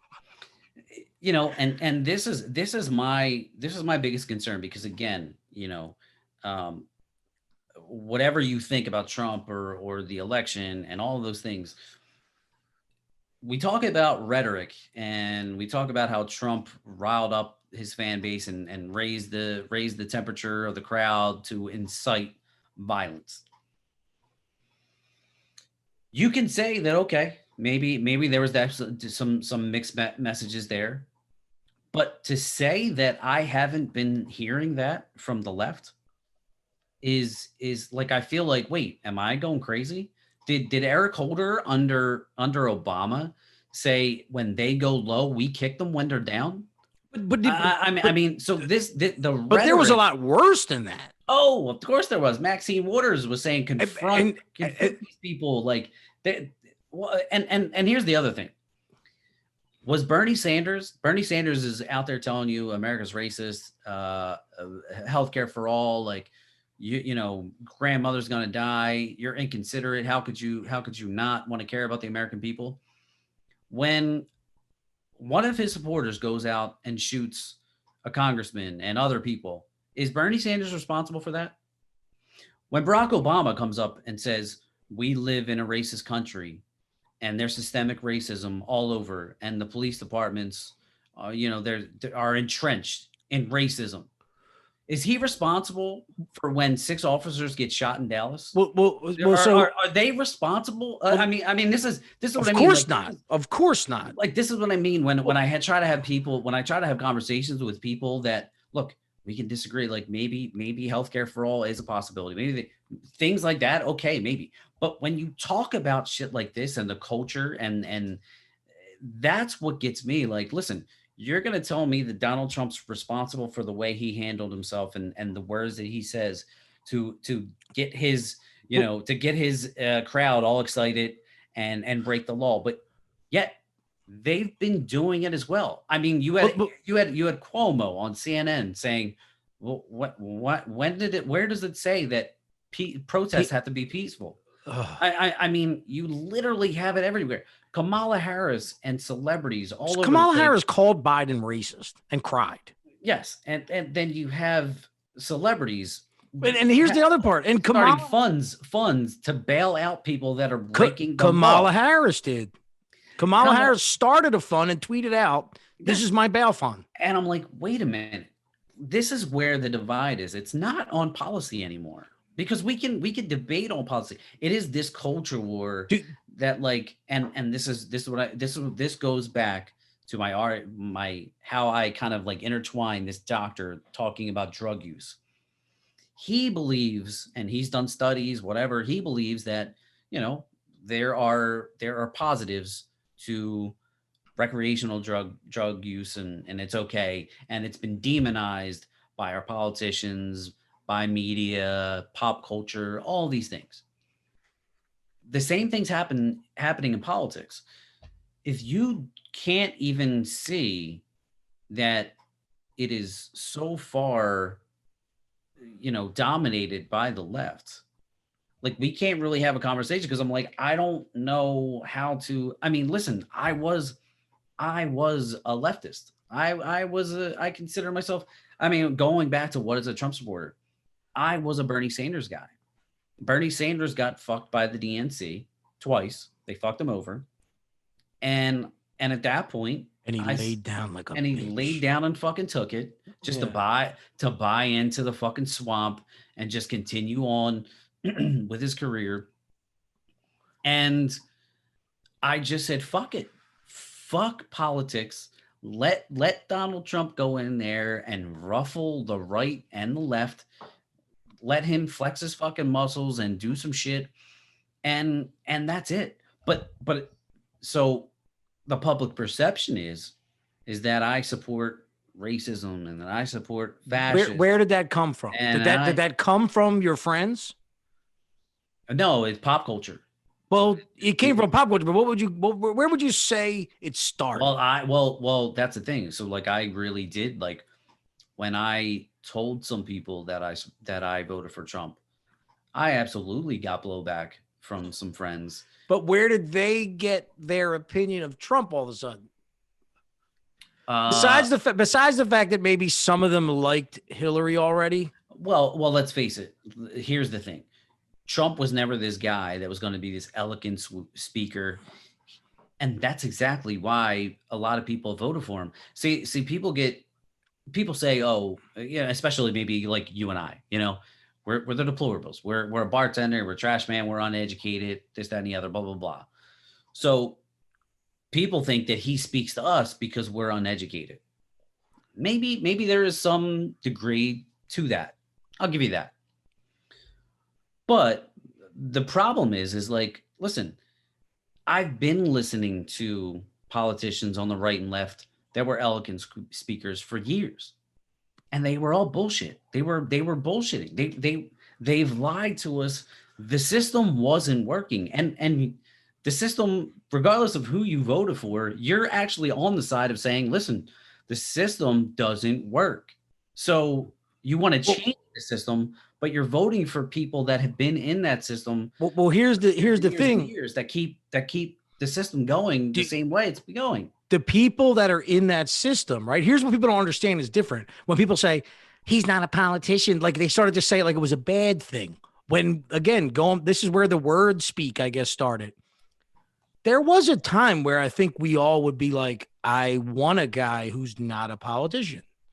They're not, maybe not that strong. Not like in other words, Trump would be the perfect guy where you would have said, dude, I still don't think that Trump even has that bad a rhetoric. Like, in other words, Trump is the kind of guy where it's like, oh, here comes this fucking CNN guy again, who's been treating me like shit for a year. And what people don't understand is in Obama's world or in Biden's world, that guy's not allowed in the room. See, what Trump did wrong was he really tried to be the people's president. And he said, come on, Acosta. What do you got for me, bud? Go ahead, ask your question. Oh my God, can you see the way that he just treated that lady? Oh my God, or whatever. And the whole thing is that he didn't. So what I'm getting into is political theater. Okay, so yeah. So in other words, what people don't understand is when they say, I want someone who understands politics. You know who understands politics? Nancy Pelosi. That's why that bill took 8 months, because she understands politics. Mm-hmm. That's why coronavirus has been not actually dealt with in the way it should be dealt with. And he was attacked because she understands politics. She understands word speak. She understands how to make black people mad at you and Latinos mad at you, and how to have an impeachment, even though it doesn't mean anything, to fucking do political theater. And now what happens is, oh my God, how could you like that guy? He got impeached twice. It doesn't mean anything. It doesn't mean shit. He's like I said, and where I'll end my rant of what I was saying about talking to people and moving forward. Somebody said something very interesting to me in a podcast. And the guy said, who's behind the woke culture? Which is a different story because it's a bit of a conspiracy. Right. But the guy was like, maybe the people that are part of the woke culture need to actually be part of the I'm awake culture in a sense. I might have spoiled that that you said it a little more eloquently, but this is the thing. So this was the angle that, and I think I've told you this before. You remember when I told you to tell people the way I got to some people, like, dude, I got a crazy liberal friend who loves Trump now. He was the dude that we had on the podcast. He said to me the other day, if you only understood where I came from, that, like, it had nothing to do with me, but I've been talking to him for 4 years. And what I started to say to him was, see, right now, for example, we can get carried away with going, oh, yeah, here's a picture of a black guy doing something wrong. Oh, yeah, well, here's a picture of a white guy doing something wrong. We're not going to get anywhere, okay? So here's how wonderful this worked out for me, because even though this person is still kind of fighting it with me, right? We started off talking, and I said, listen, I don't listen to Fox News. She's like, the person sent me back a message and said, after I gave her my spiel of like, look, she's like, well, explain to me why those terrorists. I said, listen, I'm going to let you know something. I'm one of those people. And so understand when they're saying all that stuff, they're talking about me. And then before she even said it, I said, and then you're going to say to me, well, I've been brainwashed. I'm not a stupid person. I am not a brainwashable human being. Okay. So don't put that on me either. And then what I said was, I also don't watch Fox News. I said, I look for someone who tells me what I don't want to hear. That draws me in. And she goes, well, what, you don't think that she's telling me everybody says this? I said, don't you understand that? So she sent me a thing in response. You need to look at this Rachel Maddow thing. So I said, look, Rachel Maddow is not a journalist. She said, oh my God, what? I said, listen, I don't watch Fox News. Okay. She goes, I said, well, Rachel Maddow would not be offended if I said she wasn't a journalist. I sent her like bio. It says liberal political TV host, political commentator. I said, her job is to comment, but she has to let you know she's a liberal. So therefore her audience supports Trump. I mean, supports anything that's not Trump. I said, what would happen if she said to you that she liked Trump? She's like, oh, I wouldn't listen to her. I said, and that's exactly what you're listening to. Okay. But somebody's telling them that we watch Fox News and that's all we do. We're not free thinking. We just watching Fox News and being fucking brain fed. So I went down this rabbit hole of trying to. So what I did was I just kept laying it out for her without I never combated her. It was like, hey, I sent her Glenn Greenwald or whatever. I said, check this guy out. She said to me, well, how would I find people that are good journalists? I said, they're probably on CNN once in a while. I said, next time you see someone actually arguing and saying something that you don't like, just see who they are. See if they got a podcast. Listen to them. Oh, well, I don't like Trump. I said, listen, it's not about Trump. I'm telling you. So this is the angle I'm using now. I'm not trying to get you to like Trump. I'm trying to get you to hold your people accountable and get away from the blinded by the hate for Trump. So I'm like, I want you to just follow these people, right? So she's fighting me back and she's like, he's going to be impeached tomorrow and all this shit. I said, listen, I'm not arguing. I love Joe and Kamala. I said, okay, that's great. I said, but look, I disagree with you and that's okay. That's 100% okay. I said, I don't have to defend my vote anymore. You do. You now have to defend your vote. I surrender. Then she said, well, what about Nancy Pelosi? Did you see that 60 Minutes? How awful I said, listen, I don't care how awful he is. You're not going to fight me on feelings. I said, I'm not even telling you not to like Nancy Pelosi. Just pay attention. I said, these people hate Trump because he shined a spotlight on them for 4 years. Now you know more about politics than you ever did. I said, do me a favor and moving forward, pay attention.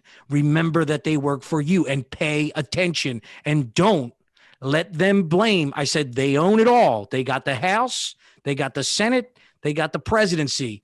Do not let them blame past policies, whatever. So this is where this comes full circle and wonderful. In the morning, you can see she's struggling with it because she's like, I see your point. And then at the same time, I get blasted with like, well, look what this person said. And I'm like, I don't care. Oh, well, he's getting impeached today. You don't think he should get impeached? I said, here's what I'm going to show you right now. Nancy Pelosi cares so much. I said, okay. I said, just remember, you can't blame it on anybody. I said, he's not going to be impeached. It's not good. He needs to get out of there. Nuclear codes. Okay. So this morning she texted me when he got impeached. He got impeached, blah, blah. I said, listen, remember I said, you can't blame this on anybody. I said, he's not impeached yet. It didn't do what it was supposed to do. I said, it's all a big show and you're paying for it. No, but he needed to come out of there. So then she texted me all mad. Or not mad. I explained to her, I'm sorry if I'm going on this, but this is taking a while, this conversation. Yeah, but here's the thing. So here's where it comes full circle. Remember, I kept saying you can't blame it on anybody, right? You can't blame it on anybody. Right. So I'm explaining to her that what Nancy Pelosi is doing is a show. Okay. It's all a show. And then I texted her in the middle of the day and I said, hey, remember when you thought he was impeached? And I sent her like the C-SPAN. See, here's the thing too. I can't send her Fox. I have to like literally look for something she would accept. And I sent her just a raw C-SPAN video where they're explaining that now that he's been impeached, they say that the first hearing won't be until the day after the inauguration, although there is a possibility that McConnell could move it up to the 19th. Now, remember, moving it up to the 19th don't mean anything. So I sent that to her and I said, so let me ask you a question. If he really needed to be out of office and he needed to be out of there right now, and the reason why Nancy Pelosi was crying to the sky was because he couldn't have nuclear codes. I said, I've been explaining to you that this process doesn't work like that. And if she hates Trump so bad, then why does she want him around for another month? So I didn't get anything back from her for an hour. And she came back and she said, yeah, well, Mitch McConnell should have. I said, you can't blame Mitch McConnell, honey. That is the process. And she knew it the whole time. So the only way to do it with these people is to like, don't combat them and feed them the information that they don't have. You know what I mean? Like, in other words, if I never talked to my aunt, even though she's still, I said my aunt, even though I went that angle with her, if I would have just got lost in like, well, you're wrong, Trump did. The whole thing is that I didn't change her mind. But trust me when I tell you, she can't understand what just happened now because she thought that Trump was going to be out of office immediately. And I explained to her that he's not. And then she looked for some kind of answer and she probably saw Nancy Pelosi crying about something else. And I said, the process, she knows the process. There's no way to change the process. It takes 45 days. And then I went and I looked and I said, the last impeachment was 45 days. Clinton's impeachment was 55 days. There's no shorter process. She knew that. And so even though I got like a stubborn, like, man, he's a horrible guy, blah, blah, blah. Like my thing is I'm going to fucking work on some of these people and say, pay attention. I'm not trying to make you be a Republican, but maybe vote for Bernie because here's what's going to happen now. There's going to be, what I realized is, why do people think that CNN is not one-sided? Because every once in a while they do see them say something bad about Kamala or bad. You know when they do that? They do that when they're fighting for power. In other words, it seems to me like when we're fighting against them, we're all together. But the minute that I want Nancy Pelosi's power, now the fucking the gloves are off. But once we establish our power, everybody's like, all the media, everybody, they get together and they're like, okay, stand down. They hated Joe Biden, stand down. He was racist, stand down. You know, and I'm sorry if I went on too long, but I think that's the process moving forward with some of these people is they're never going to, Tom, if somebody doesn't understand how hypocritical this whole situation was, I'm telling you right now, I think Nancy wants that dude to be on trial for a month and a half so that they could still blame stuff. They're afraid they need to blame some stuff on him still in some weird way. And so we need to remove from their heads, like, look, Trump's gone now and pay attention. Because if we don't do that to people, we're thinking they're going to wake up. But when their gas prices go up and their taxes go up, they're going to be reading CNN articles like what people didn't know about the Trump tax cuts and how it's going to come back and you're going to have to pay for it. You have to make sure that they stay as focused as they were when Trump is there, because the whole goal of the left and of the swamp was this dude is shining a spotlight on us that we don't want. And they want Biden to go back in there. They want my aunt to stop paying attention to what's going on and look at the Vogue magazine article with Kamala on and say, isn't she so cute and her little puppy and everything else? And they just want to rape you. You know what I mean? Behind the scenes. So, hey man, that might've been a story or whatever, but I think that's what we have to do moving forward is kind of try your best off of knowing political theater of what might happen.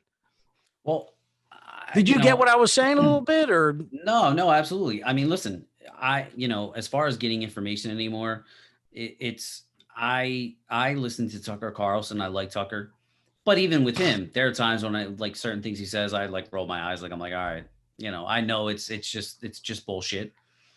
And he's just he's pandering to his audience. I get it.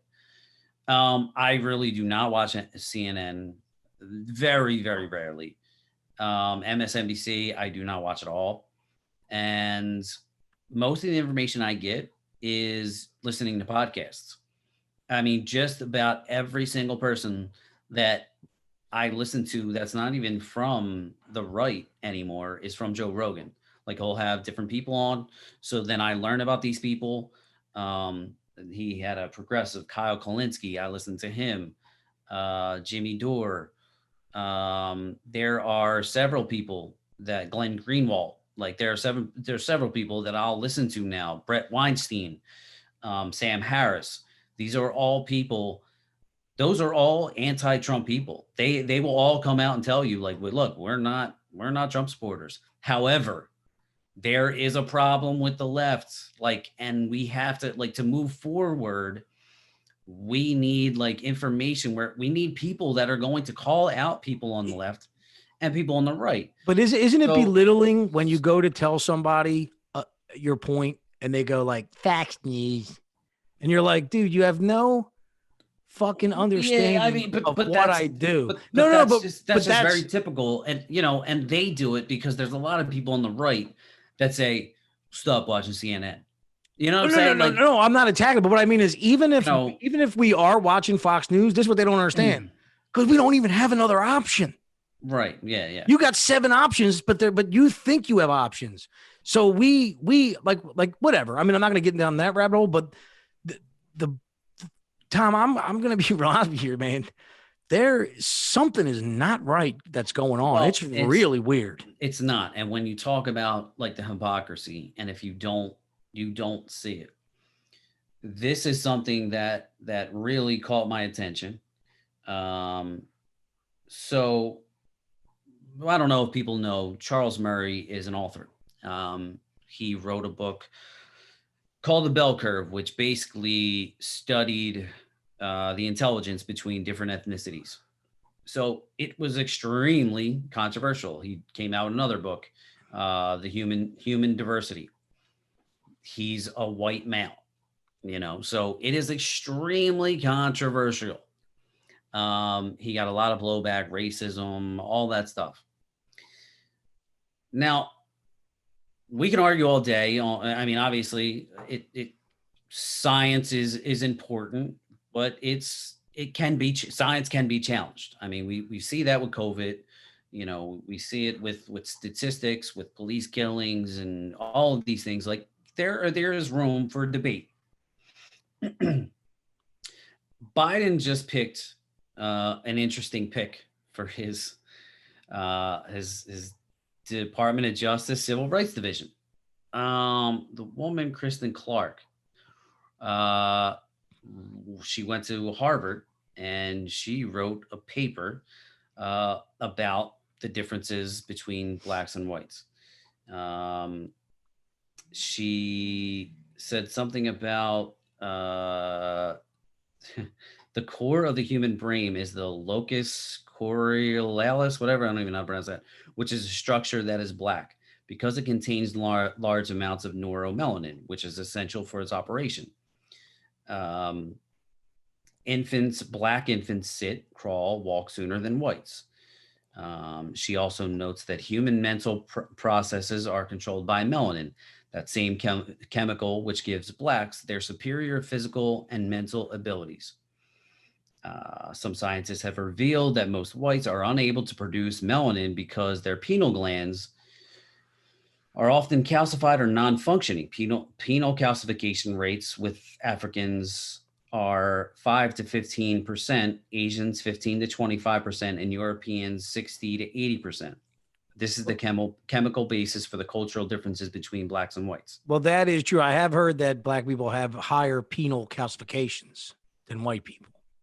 No, she's saying it's less. Oh, it's less. So, it's less the for rumor's wrong. No, I'm joking. Go ahead. Yeah, it's less for them, which is why she's also said that's why they're more emotionally intelligent, they're more spiritual, they're more empathetic. This is very similar to what Nick Cannon was saying a few months ago. So the problem is like Look, one guy's writing and saying that in his opinion, and his studies show that on average, I guess whites are more intelligent statistically, more intelligent than other ethnicities. She's saying the complete opposite. He's criticized, and she's promoted, and now is running the civil rights division. That's a problem. Like there's no a woman that believes that she's superior to me is now running the civil rights department. Now look, I'm a trash man. I don't know. Maybe what she's saying is legitimate. Well, somebody in that spot should just think we are equal and we need to be treated. But exactly. Somebody that's worried about civil rights, regardless of your color, should be like, hey, like we all need to get, like, regardless of our, like, look, hey, we may have some certain physical or mental limitations, whatever. I mean, I don't know, but what I'm saying is, like, one is being criticized and called racist, the other one. So to me, if you can't see the difference in that, I don't know what to tell you, because we're not talking about policy anymore. We're just talking about common sense and what's in front of your eyes. And well, let's go back to this hypocrisy, which is still of what you're saying. I'm not saying that Trump's cabinet picks didn't deserve scrutiny. Maybe. I mean, like, I would defend a lot of them. Trump's thing was, if someone's going to be in charge of finance, it's going to be the guy that knows how to do finance. And so the attack was like, he's a billionaire, he shouldn't be there, he blah, blah, blah. And you know what? Justifiable reasons. And let's have a hearing. Let's get at this guy. But the press, for everything he did, everyone he picked was like, and look what those people have done. Like, every Supreme Court he picked, they said, like in other words, this goes back to the fight with the left, how they get whatever they want. He probably made sure that he made a pick that was going to satisfy everyone. And look what happened to him. They didn't even take his goddamn court cases. That's how much he picked them to be nonpartisan. Okay. But I'm not saying that now he can't have that woman. What I'm trying to say is, can we talk about it? Is CNN talking about it? Is anybody talking about it? It seems like this dude at every step of the way is doing crazy things, and we're not allowed to talk about it. Nobody's allowed to talk about it. And if you do talk about it, you're being racist, or maybe that's even, to be honest with you, this is what I mean. And this sounds crazy, but this is what I think the left does. They're putting people in positions where they say, if you do decide to criticize, you are racist. You know, just because they've won off that so bad. But here's the main thing is if you can't see that they're not, for some reason I feel the left just accepts, like, well, if CNN doesn't have a problem with it, then there's no problem, and that's a problem. Okay, if CNN doesn't have a problem with it, then I'm not, without going down these rabbit holes, I think this would prove. So if anybody's listening, understand, yes, me and Tommy. So if you don't understand how we may feel the way we feel, okay, understand we're not crazy. We're open-minded. We research ourselves. We second guess ourselves. We don't watch just Fox News. We try and open up our mind. We also even watch CNN, even though we know it's hypocritical. So Tom, I asked you a question. I don't watch CNN. I have. Like, I put it on almost as like watching Saturday Night Live. Very rarely. I like to look at it to see what they're telling people. You know what I mean? I want to know what you're being told. You know what I mean? And so, do you think 100%, like, I'm not even talking about a little, I'm not even saying it's bias. Do you think that it is so hypocritical in the media that there's something wrong? Oh, like, yeah. Is it beyond, like, oh, they like this person? No. It's a step beyond that. It's in this world of, like, it's protection by the media. You know what I mean? Would you agree? Absolutely. Do you think that your thoughts on voter fraud were legitimate? Even at the lowest level, just a little bit. Absolutely. Absolutely. Okay. Do you believe that the way you've seen the answer to even that question on the other side was even in any way, shape, or form extending some type of way to reach out to you and say, look, man, we've investigated, there's nothing there? Or did they just tell you, shut your mouth? It's kind of mixed signals. You know, if you listen to a guy like Ben Shapiro, he's kind of made the case that look, there is some evidence, No, but it's that's not. our side. That's our But side. but what I'm saying is, I listened to him, and he kind of says like, look, there has been some evidence, but not enough. There's been some cases where like they haven't even brought evidence to the table. No, they're not allowed to yet. But here's my thing. Well, wait, because we're getting stuck. To be honest with you, that's not even the whole point. We can even take the fraud out. When you're looking at left, like Nancy Pelosi, for example, okay, just straight up, not, like I personally think that conservatives are weak. They would give in to Nancy Pelosi. So somebody could try and say, well, what about Mitch McConnell? He's weak. He will give in. The right will give in. Do you think that Nancy Pelosi has been, like, in other words, the conservatives have been crushed by their principle? You don't see any of them grandstanding right now. You haven't seen any of them say anything remotely close to what the left has said about violence. They have stuck to their principles, which the left knows they can bend them by their principles. How do you feel about this? I condemn it. But when they condemned the riots, they were condemned for condemning the riots. But now we're seeing people who called for violence saying calling for violence is insane, even though we both know that the argument they're making against someone isn't even calling for violence. So right now, I guess what I'm saying is you don't trust the media. You know for 100% fact that they will cover up a Hunter Biden story for some reason. You don't trust anything coming out of Nancy Pelosi's mouth for good reason. And you also you also know that social media is completely biased to conservative viewpoints to a disgusting degree.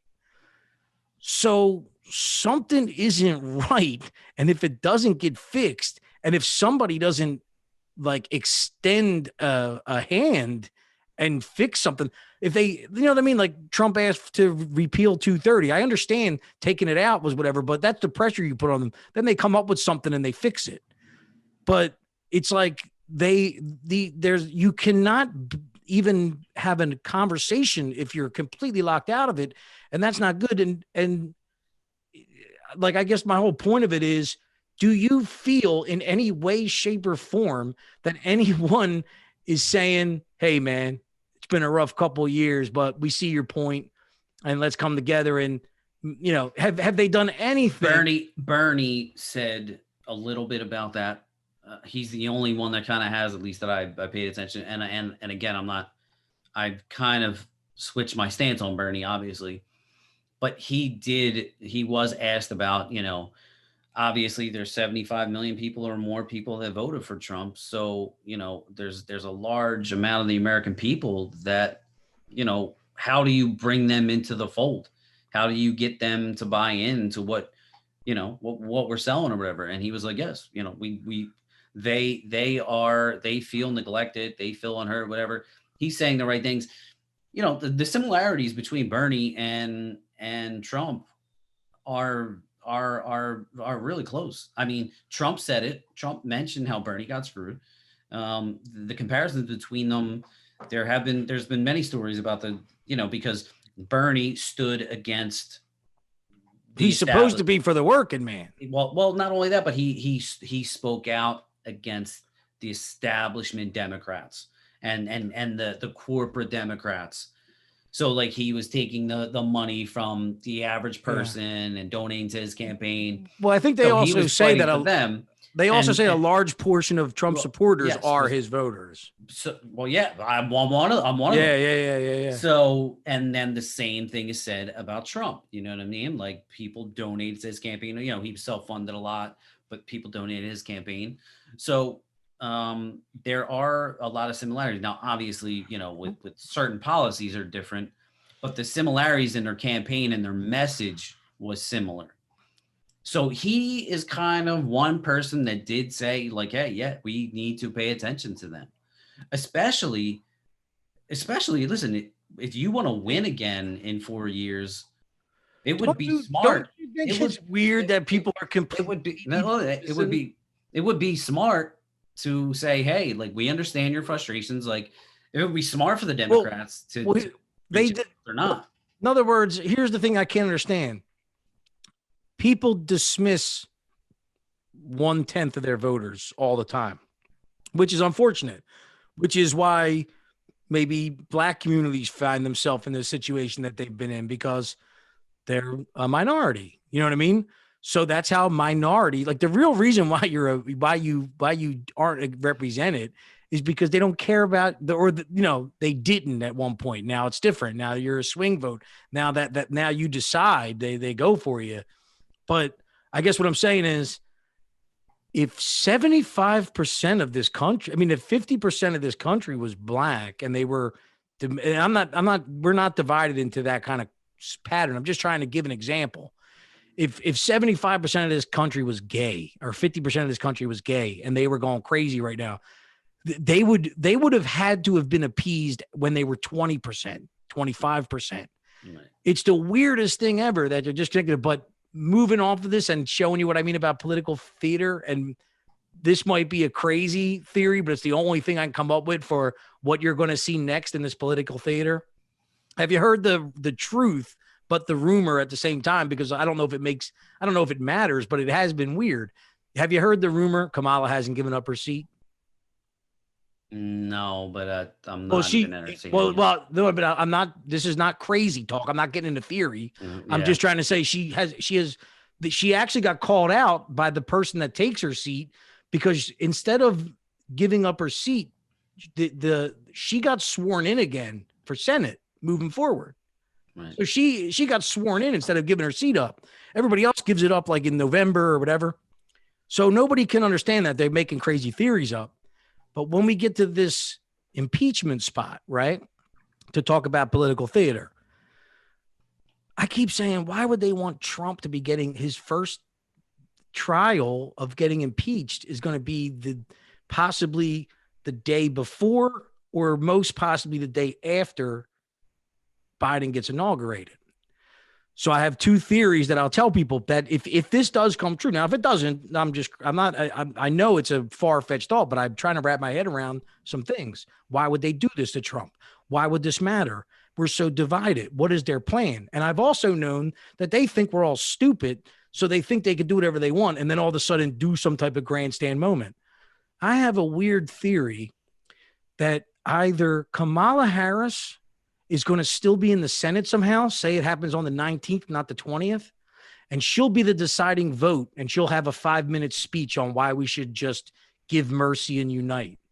Or if it's the day after inauguration and Kamala has to give up her seat, maybe they'll let the process go on a little bit, but that'll give Biden a time to, like, in other words, the news will be Biden steps in, calls for unity, frees Trump. So it'll be like this full roundhouse circle of like, Biden gave Trump his fucking freedom. You know what I mean? And I think what else would it be? I can't see Biden being brought in as president simultaneously Senate spending a month on impeaching the last president. It doesn't make any sense. I don't know. What I'm saying is if what I said comes true, then this is all a show. And it was the plan from the get-go because it doesn't make any sense. I mean, there's just so much that I don't understand. There's so much going on that like my mind's blown. But well, anyway, we bored you again. There's one thing that I just watched a 10-minute clip of Tulsi Gabbard on Joe Rogan, and I listened to her on there. Like I actually like Tulsi. She's a Democrat from Hawaii. She actually and if people don't know who she is, she fucking ended Kamala's campaign for running for president. And she mentioned her when she was first brought into Congress, and she talked about, how they bring you in for initiation, inauguration, all that stuff. And she's like, it's split. Even in the halls are split. So the Republicans are on one side, the Democrats are on another. So even that split is even a physical split within the building. That's weird. And she was like, it's kind of like this unwritten thing, like the Republicans kind of stick to the Republicans, the Democrats stick to the Democrats, and it's very, very strange, and it's kind of like frowned upon if you reach over to, your Republican constituents, and that divide just seeps into our culture. And the biggest thing that is, about all of this is the way Trump supporters are now viewed. And listen, some of them are not good people. Like I just saw, which just absolutely fucking infuriated me. There's a video of a manatee in Florida that somebody fucking carved Trump into. Oh, that's horrible. And like, I would fucking strangle this fucking dude. Like whoever did that, like, I don't understand for the life of me why in the world you would want to do that. Like, and that's the type of shit that obviously it's gonna, that like people share, a lot of people shared that video, and that gives Trump's a bad name. And my point, but Tom, how can you win ever? Like, what are we expecting? This is my thing that I'm perplexed by. What are we expecting from the left? Because you can't, they'll never say, I understand because I saw this guy throwing a Molotov cocktail in a cop car, and I get why you hate the left. Like, they'll tell you, no, he had to do that. How would you feel? Well, and there's got to be a fucking... I'm just trying to reach out and give some layman's terms comparison to the people that listen to us that maybe lean left, which I would be surprised if there's many liberals that are listening, but even so, even if there is, I was just thinking of just stupid comparisons because this is layman's terms.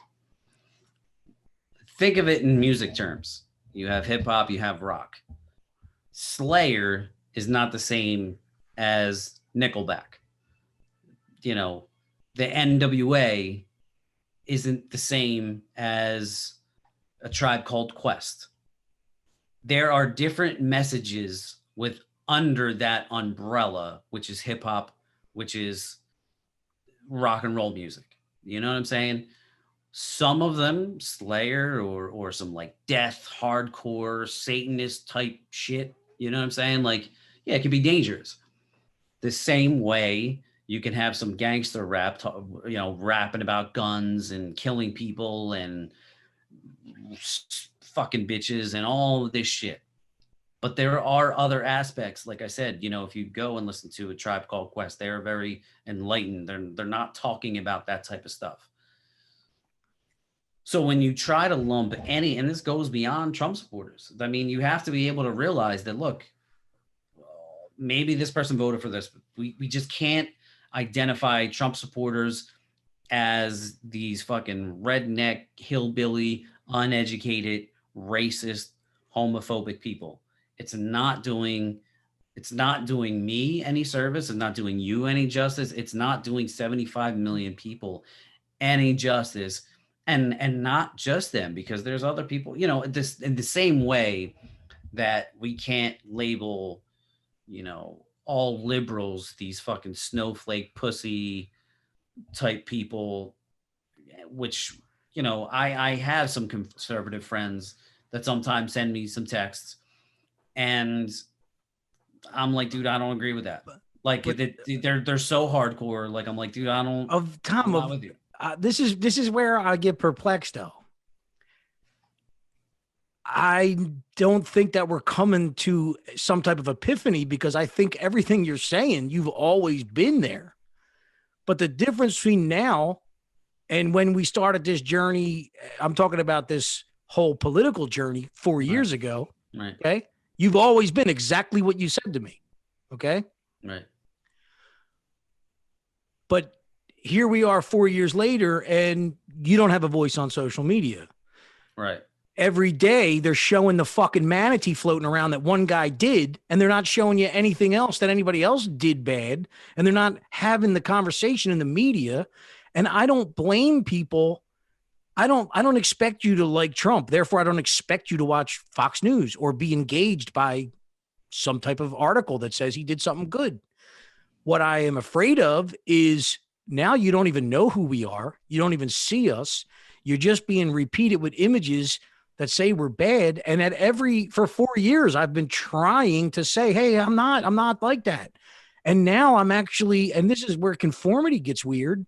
It's like I'm sitting there on social media, like, well, maybe I should just like, I almost felt like going like, hey, Biden's great. You know what I mean? Like Right. just to get in the conversation. Just to feel welcome again. Yeah. And so I think the funny part was I did post something out and this is again, I'm definitely 100% shadow banned on Twitter. And I tweeted out a tweet and I said, hey BLM, hey MAGA. If we both realized that we had more in common than we think, we wouldn't be voting for either of them. And it's like, you know what I mean? Like, Right. no, nothing. Right. And so I'm not, I mean, like, I'm not trying to say, I don't get any fucking people on Twitter, so I'm crying. Right. That's what it sounds like. What I'm trying to say is we're moving into this place where for 4 years, we've had a voice and they've slowly taken it away from us. And at every moment that they silence someone, they're telling the other people, the other people have no problem. So they're like, oh, they must have done something bad, must have done something bad. And so if we keep going down, the thing is I don't know another way to get through to people if we don't have a voice and if the media is constantly pushing it.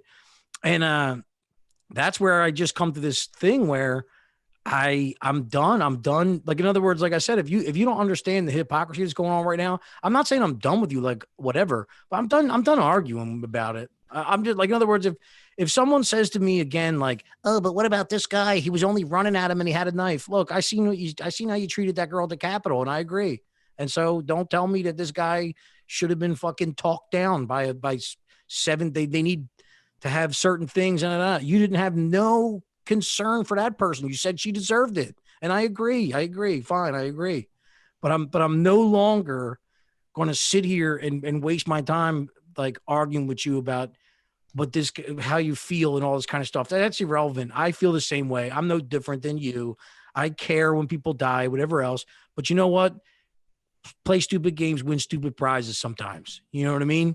Yeah. Yeah. And but I am over. And this is what I get scared about in this country is, man, it doesn't. I really thought, honestly, Tom, I thought, and I said this to you. You asked me the Biden thing. We had this conversation, and you said you wish him the best. And I'm not knocking at you for saying that because I want to say that too. But I said to you on that day, yeah, well, I just hope it's not censorship and whatever else. And holy shitballs.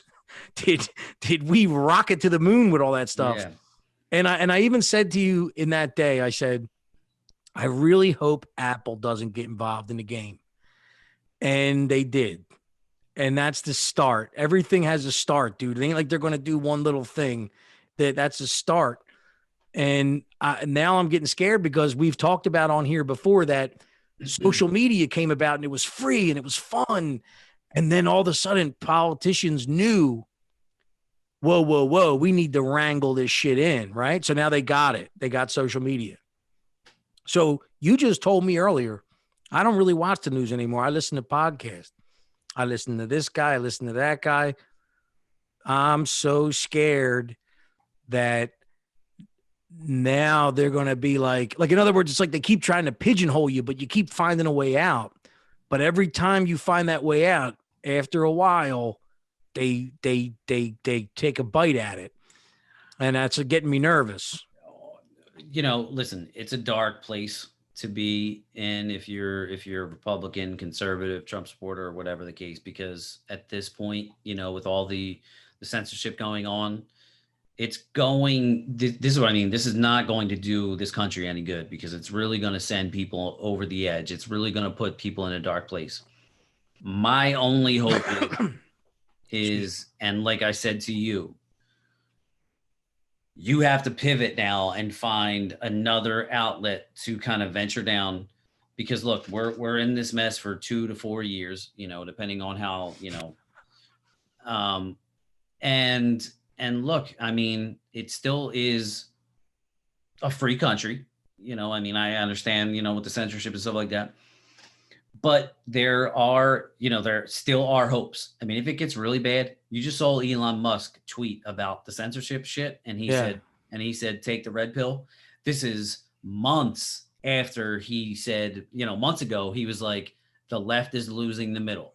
Dude, did you see So all the different? Here's what's really sad. Have you seen all the different leaders of yes, so the different countries and scary? yes, Scary, dude. it is. And it's great. It's crazy for, a country like Germany telling us about, hey, whoa, this is not freedom, which is fucking weird. Yeah. And And well, it's weird. It's weird that like there's fucking liberals over here that are just like, oh yeah, that's great. well, that's this dude. I'm looking on social media. I'm like, what is this? Yeah, like I'm like, it's fucking Round them up. Round them up. Dude, I'm a stinky, I don't even want to say it because I'll probably get banned or whatever, but like, because I don't mean to compare it to the time, but like now I see what happened to the fucking Jews, man. I'm not saying I'm not comparing myself to them. Right. What I'm trying to say is that it starts with like, you're in the suburbs and they're in the cities. And every time you go to the city, you can't stand it because there's a bunch of people in the city. And then all of a sudden you find out, oh, the cops went in there and cleaned that place all up and whatever. And I think what happens is you don't realize that it's good people. You think like they went down there and got rid of some riffraff and then Right. and whatever. And then all of a sudden, and this is the scary part, you turn around and this is what people don't understand. That this is what I'm seeing on social media is getting smaller and smaller. Like me and you talked about this a little bit before. It was the craziest of the crazy, but now it's getting into some places, and it's only 4 days later, and they're still going at it. But going back to the media thing too, when we said some of them leaders came out, Mexico came out, and Brazil came out and said something, and I went to look, and I couldn't find the dude's Twitter.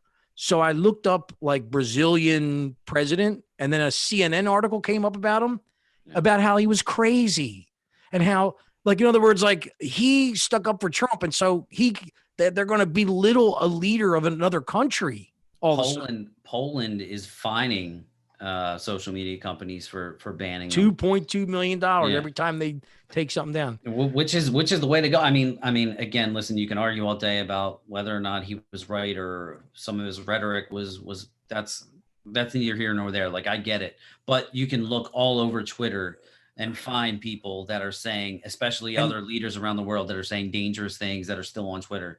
So again, we just kind of got to, just navigate these waters, hopefully with in a free capitalist society, somebody like Elon Musk that has the clout can maybe come along and kind of push maybe a new fucking phone.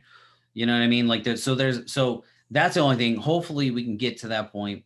And, I do think they overreach. Hold on. So my big thing, again, my big plea is to people that really, really consider themselves liberals. If you really consider yourself open-minded, if you are pro-choice and all of you check all the boxes to be a progressive or liberal Democrat, fine. But do you really, really think that just because, it's not your way of thinking, that it's a good idea to censor 75 plus amount of people? Do you really think that it's a good idea to only have certain ideas, coming down the pipeline? I mean, because in all honesty, I made a comment on somebody because I was like, wait, when I saw Cuomo came out and said, oh, we got to open back up, I said, Republicans have been saying that for fucking months, dude. And listen, and I was at the forefront of wearing a mask. I was like, let's bunker down in the very beginning. But as it kind of continued and I started to notice like these politicians and the CDC and the WHO like they were kind of like all stumbling at their words and not really making sense about the bending the curve and 6 feet apart and 10 feet apart and fucking I this, forgot about flatten the curve. like all these different things. And then it's like even like, oh, you got to wear this mask. No, you can't wear masks because, it doesn't work. And all of these different things, you're so entrenched in the fear of COVID, you are losing sight of what people were saying and how it wasn't making sense. Now, granted, it was a new thing. We're figuring out as we go. I mean, we talked about this, like, medicine and opinions like that. It's a revolving door. I get it. But in the meantime, there were so many other unintended consequences of people losing their jobs and businesses closings and people not really, being able to feed their families and politicians betting that like on the backs of like winning an election. They weren't worried about you paying your bills. They were worried about winning an election. Whether or not you wanted them to win an election, you have to see that that's grimy. Yeah. Like there's no, despite political affiliation, whether it was Republicans or Democrats, because let me just say something. If it was a Democrat, if Hillary Clinton would have won, there's no doubt in my mind that the Republicans would have used this against her to win the next election.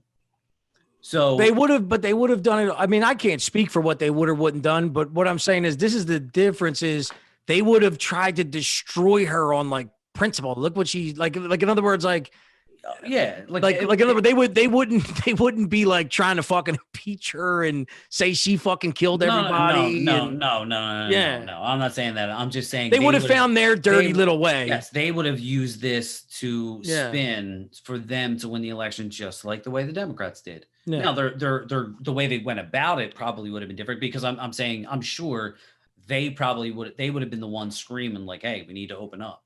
The same way, but again. But they wouldn't they wouldn't have supported riots for 8 months and then said, fuck that girl that just died. No. But again, so it's like, it's one of those things, man. You want to censor the people that were the leading voice and saying, hey, like give people the choice to deal with this on their own and open up. You know what I'm saying? Like, well, did you go ahead? I'm sorry. No. So, I mean, I don't really, yeah, we're kind of getting it. We're beating this up, but I do want to ask you. Did you happen to see what this was the scariest part to me? I actually understand when Trump got censored. I kind of seen it coming. I just thought they would have waited. Fuck it. That's what I don't understand. Like, just wait, dude. Just fucking wait. You don't need this. To be honest with you, if he would have like not been the president anymore and they would have said for no reason at all, you're deleted, I would understand that. I mean, I know that, and here's the thing, and somebody could say, well, he incited violence. I know that they don't care. They don't give a shit. They don't give a shit what he said. They hate him, and they would have, like, in other words, they just look for an opportunity, but I don't think they needed that opportunity. I don't think that they would have been petrified to leave him on another couple days or something. But either way, I understood. Well, here's about it. If you don't think it's biased, let's just say anybody that's listening, if you don't think there's a bias in there, just look at who Facebook, Jack Dorsey, Mark fucking whatever his fuck, I can't think of his fucking name. Zuckerberg. Look at where their donations went. They've gone on Twitter, they've gone on Facebook and say, sure, we're donating to Colin Kaepernick, we're donating to, certain people and BLM. Like they never had a problem. I'm not saying that. So you can do that. But there's a conflict of interest. First of all, like, I don't know, like as a personal individual, I don't feel the need to make it publicly known who I donate to. But there's a reason why they do. Yeah. You know what I mean? Like there's a reason why they do. So like, obviously, if they're openly telling you who they're donating to and who they're supporting, then clearly, I don't know how you can't see that there's not bias there, and they're just openly letting you know who they're supporting. Well, do you ever, and I'm like, in other words, don't, and again, that's fine. That's fine. But do you know why? Here's the scariest part. This is when I got shit my pants. Oh, we got to end this soon, man. I know. I'm with you. But did you see the tweets? Well, he went over to the POTUS account and he tweeted from POTUS. right? Did you happen to see the two tweets? Because a lot of people didn't even get to see them. But did you see the tweets and then what they gave the reason for getting rid of them? The last two. If you didn't, I well, I'll say did. this: he said that he already got deleted from the regular one, Right. so he went over to POTUS and he said, "Listen, American patriots, I know you're sad or whatever, but you gotta not like I never support." He didn't even say like the election was stolen. He'd been ripped off from the other account, so he went on POTUS account and he tweeted out two tweets. One said, "I will not," and if you're wondering, I will not be going to the Biden inauguration, but and the next tweet was, "Listen, I know you guys are American patriots, but I never support violence, blah, blah, blah, blah, blah." Two things happened from that. One, people still say to me, he never came out and condemned the violence. They deleted his tweet the minute after. But dude, they put that the reason why they took down the "I will not be going to Biden's inauguration" because they said it incites violence. And I can almost understand that one.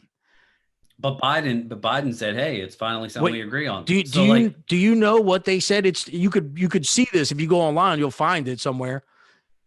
The other tweet was the scariest thing to me. They said when he used the term American patriot, that term can incite violence. That's fucking scary. Okay. Yeah. I mean, so somebody commented underneath, which I thought was great.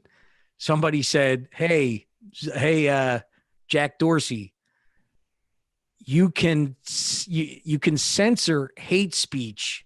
You just can't censor speech that you hate. Right. And I thought that was like, that's the truth. It's like, we know what hate speech is, but just because you don't like it, But anyway, hey, that was so much fun. We talked about, people must get on this thing and go like, oh yeah, funny fart, sex, bomb, blue. What the fuck just happened? Yeah. Well, I would imagine like for a while there, like with some of the rants, people are like, bruh, bruh, bruh, bruh, bruh, well, but honestly, I mean, I don't think they were that ranty. I mean, we've had worse even. Oh yeah, we've definitely had worse. Yeah. But, it is what it is. I mean, again, we talked about how sometimes it's difficult to kind of articulate your thoughts in words, and you have. I mean, listen, there's a lot to like. It's been almost 2 weeks since we did our last one. I mean, there's a lot to fucking unpack. I feel like we could probably go on another fucking 2 hours. We didn't even touch half of what we could also just, I mean, it ain't like it needs to be addressed at some point, but there was so much to talk about, But again, considering that this is the first episode of the new year, I just want to, thank everybody that's really kind of shown us a lot of support and continuing to listen. And, in light of all this censorship, they're gone already, Tom. They left already. We definitely say some things that could probably get us banned. And, hopefully that we have people out there that can kind of read between the lines and understand where we're coming from, and that can just, share, like, support, comment, tell other people. Anytime, like we keep saying it, but honestly, if you guys only knew the warmness in my heart when I see you guys like it or comment or whatever.